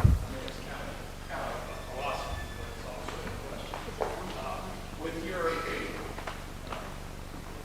high-speed internet, the wire, whatever, all that high-tech stuff, you basically said, and I'm not here to get you, you basically said you feel like it's a human rights issue now to have high-speed. I just want y'all to know, just like when ECUA took over, the county took over the garbage, the water, it was private before then, mid-'80s, and look at the problems we have now. Y'all up here getting your heads torn off. Same way, if high-speed internet becomes same way with the flooding issue, if high-speed internet becomes a human right, most of the people in this room, I'm assuming, are Republicans, and they're against free college. Why would we be for free internet or government subsidized? Nobody said either one of those things, Larry. But if it's a access to that is a right. In my opinion, that is become a human right. Access to it. But it has to be subsidized. So whenever it does, that costs all of us in the whole county. That's the only reason why I'm here. But I'm just saying, you have to be careful because this room will be filled full of, why isn't our service working good? Next is just like the ECUA rep, hey, we can't get our stuff done. If you ask the government to do more, it will do more. Well, part of the discussion that we had was whether the county had an appetite to be an internet service provider, which would be an actual provider, which we don't as a board. So what it is we're trying to, yes, it is important to me. I need to be successful bringing access to high-speed internet to all my constituents. Mine are the vast majority of those in Escambia County that don't have access to it currently. I need to be successful in doing that. That's not paying for it. That's just folks having access to it. And the county would not be an internet service provider. So if we're not paying for it, the taxpayers, whether it be local, state, or federal, if you're talking about grants or subsidizing, then we're all paying for it again. So we are paying for it. For the construction part of it, you're talking about the service, the monthly service and those things. But I'm talking about subsidizing it coming here. So I'm not going to get an argument with you on it. I'm just saying, be careful what you ask for. We'll get more and more of the same government. Thank you. Okay. Thank you, Larry. Sure. Yeah. Michelle. Yeah. Look at me, I'm jumping into the ring of fire. I got my boxing gloves on, Larry, I'm ready. So I just wanted to just talk a little bit about that. Broadband is a critical component that we found that we were lacking in a lot of America during COVID. Certainly a lot of parents that were stuck home and their kids stuck home, and we have to get the infrastructure to the home so that we can provide quality internet access, not just internet access. And in doing so, the federal government has created a ton of grant programs that have trickled down into the states, and the state has some funding that they are doing. To my knowledge, the county hasn't committed any of your local tax dollars, but it is something at the state and federal level that they are looking at to help create the pipeline, not the service specifically. As a matter of fact, one of the reasons why it hasn't just magically appeared in your neighborhoods is because of your point, Larry. We can't get in the business of providing broadband service to these people. All we can do is try to help facilitate that process. The same way that I went and got an appropriations request to help get money so we can fund Century's well water is the same kind of concept that we would be doing for broadband. Currently is the plan. We see that and we are trying to address. Statistics might say they have it, but in reality, you can't watch Netflix, you can't do schoolwork, you can't do a Zoom meeting, you can't do the things you should be able to do, in my opinion. But yeah.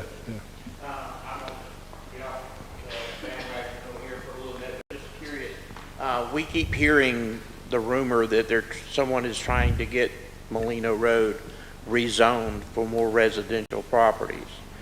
That concerns me a little bit. I understand the building boom. I don't want to begrudge someone for making money, but when you talk about something as small as Molina Road, you have not the infrastructure on there.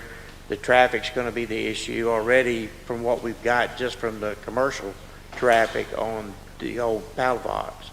But I'm just wondering if you've heard that, if they were talking about rezoning the whole Molina Road, I think from 29 to the river, or partials of it. I have not necessarily heard that. I don't dispute it. There's a lot of conversations I'm not necessarily a party to. You know, at one point in time, very close to us, there was a proposed pit that was close to Shag or off Barnett Park Road in that Shag area. And there were a number of these residences from here that I got petitions about something related to that. That's never, I mean, I'm not saying there weren't conversations about it, but it's not ever anything that came that came to me or came to the board. So I don't dispute what you're saying. It very well could be somebody trying to do something on Molina Road. I'm just not, I'm not aware of it. Okay.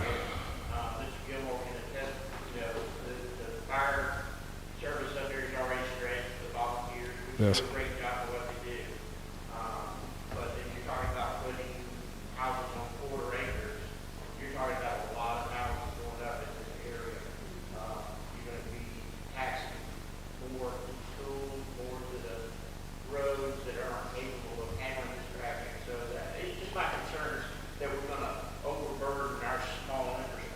Yeah, that would be a pretty high level of density for that area. That would be a little surprising, but I again, yeah.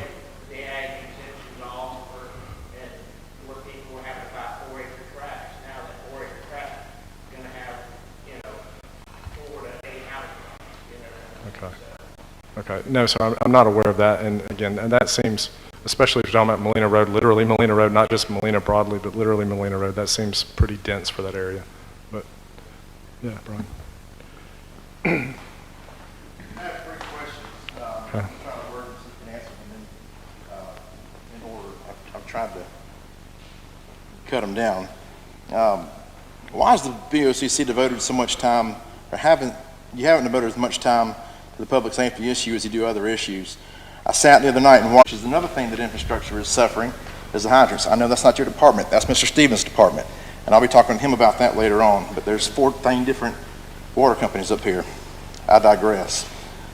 I listened to a number of county employees talk about the understaffing and the lack of pay and everything else. We just had a county attorney jump ship. I don't know if it was for pay, if he was getting out while the getting was good. I don't know. But the city just got a 15% bonus. City employees, the firemen and the responders, through the CARES Act on their salary, and they also got a pay increase.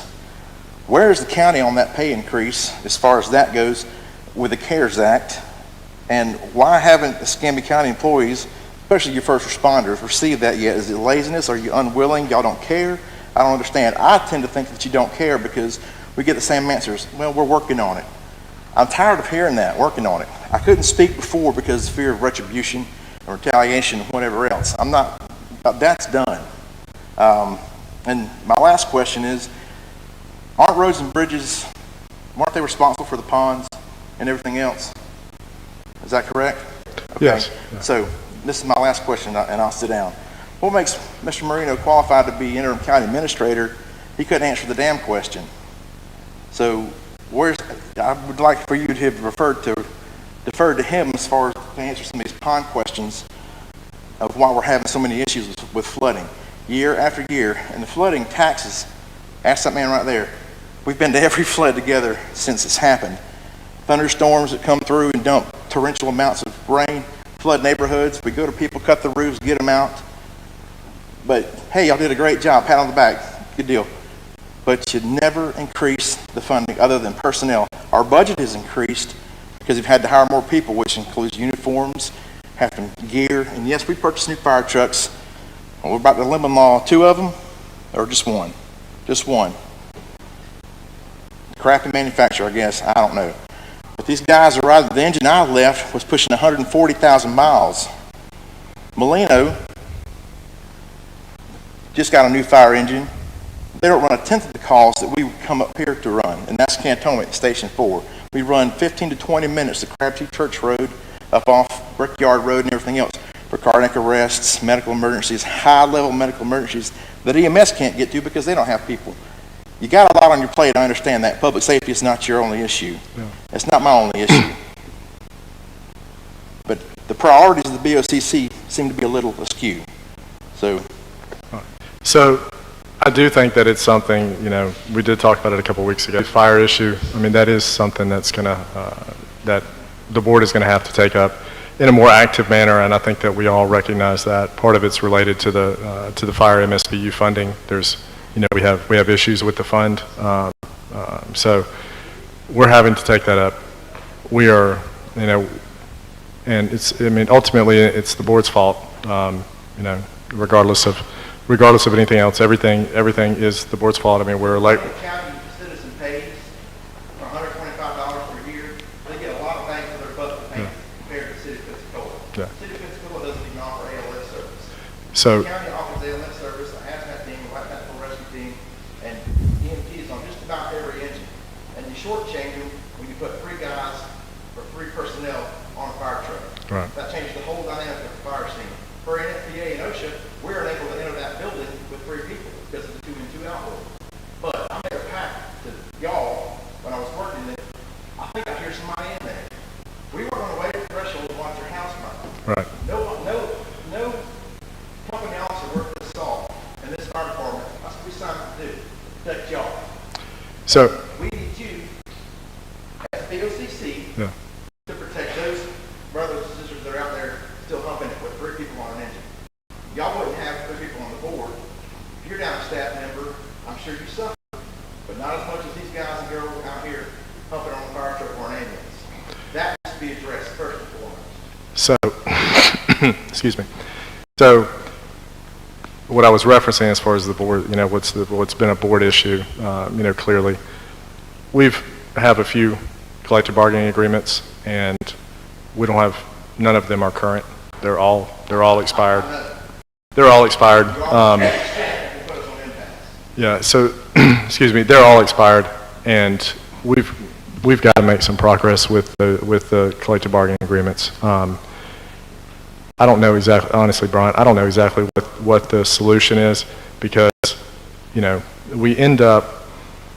There are certainly staffing issues, but that's not the primary issue that that we support. The primary issue, it never got addressed. Then the staffing issue. The reason the staffing issue hasn't been addressed is because you're paying these people $10.79 an hour to come rest their lives every day. I can go to Burger King or Buc-ee's and be manager of that and say, hey, welcome to Buc-ee's and serve barbecue for $15 an hour. So part of the issue is that's not that 1079. There's nobody. There's nobody that makes that, and I don't know that those comments are in good faith as far as between the board and trying to work with a collective bargaining agreement with the fire union. There are a lot. I mean, we have the 1079. We have a number of employees that might make, their wages might say $18, $19 an hour, but their total wages per year are $80,000, $85,000, $90,000. Give you a quick lesson on that. Okay. Because the firearms 24-hour shift. 0700 one morning, 0700 the next. I understand.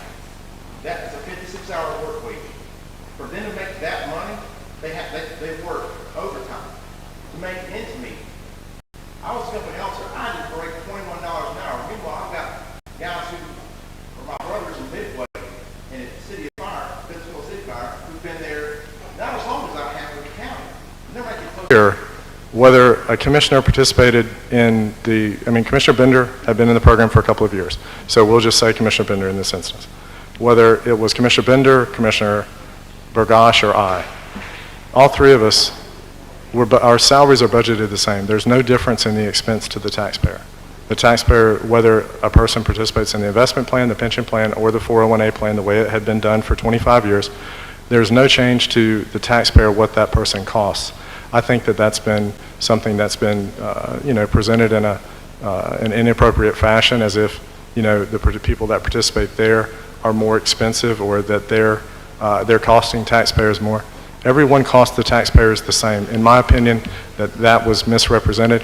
But I'm not going to argue with anybody in the newspaper, nor am I going to argue with you here. You asked a question. That's. You could have realized the savings if you would just have the same amount contributed that would have been contributed in FRS into your 401A. And when we talked about it the other night at the meeting, you voted to keep the status quo at 49%. Commissioner Bender, who did have the better plan, didn't vote to continue the status quo. So you had a choice at that point.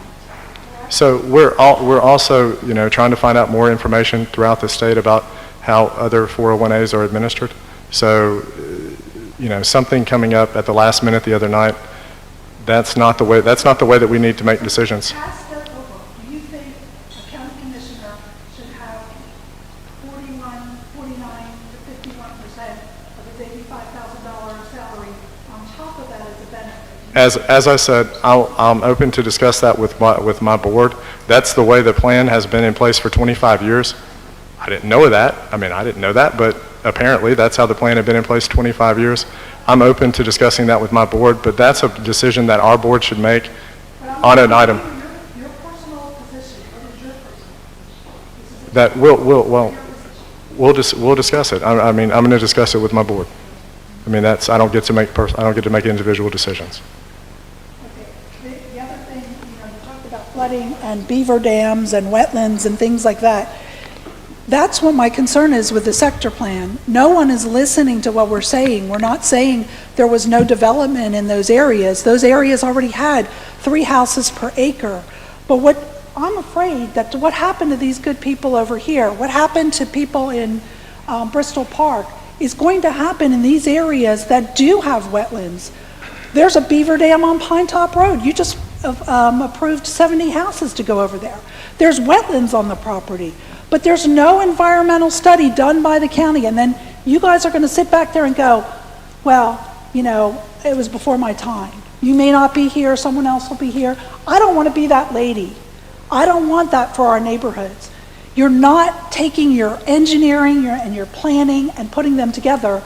You're saying whatever the market will bear, and that's a wrong attitude, because new development never totally pays for itself, as we can see with the EMS and the fire shortages. Yes, you'll get more taxpayer money for property tax, but it won't pay for everything. This is what I'm asking you to this is the first time I've ever had you pay attention to what my argument is.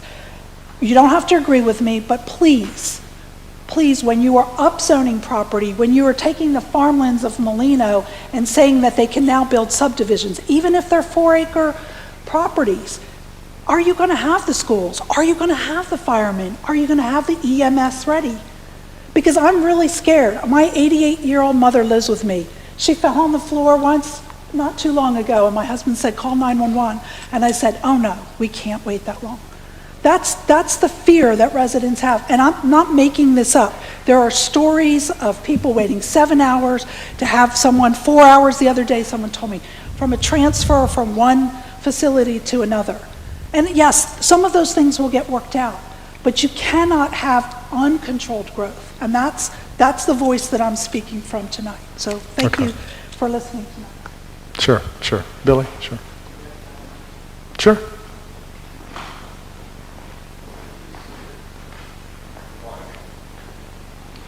My wife says I talk too low, so I probably do.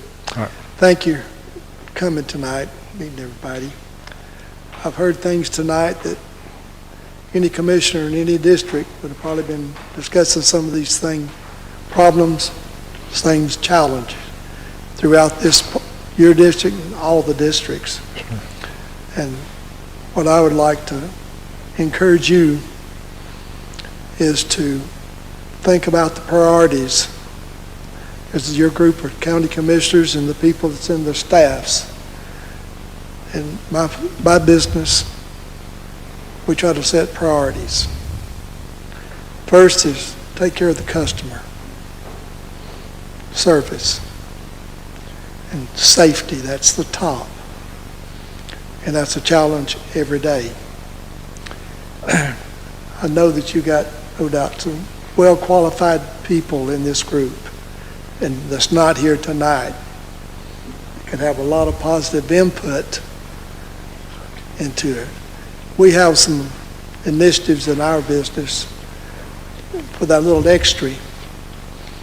They have an opportunity to increase their weekly salary for their performance and things of this nature. Be independent to be there, because you can't service if you're not there. And it was mentioned several times about the problem with drivers. Ours is a service business. We deal with it extremely, very challenging. Right. But as one of the leaders of our county, I would encourage you with your group to set priorities. And maybe you do already, but have true priorities. You've heard some things tonight that should be some real priorities, and they may already be. And you have some people in this group probably can add to those priorities. And we've learned in our business, like I said, there's some people, by giving them that opportunity to perform a little better, that challenge, they increase their salary. And our goal is to everybody that comes to work for us, we want them to want to stay there until they retire. Because the less turnover, the better it is for us. Sure. And that's a challenge every day. And then we're losing people because somewhere else pays a lot more. That happens. And I like to see an encouragement towards the citizens in the districts. Some wants to, some probably don't. But have an opportunity to help the county, that challenge. And that's mainly just what I want to say. I think there's a lot of ability in this group, in this county, and as individuals. And if people work together, it's amazing what can be accomplished. I appreciate it. All right. Thank you, Billy. Folks, any other questions? Yes, sir. Mr. Lancaster.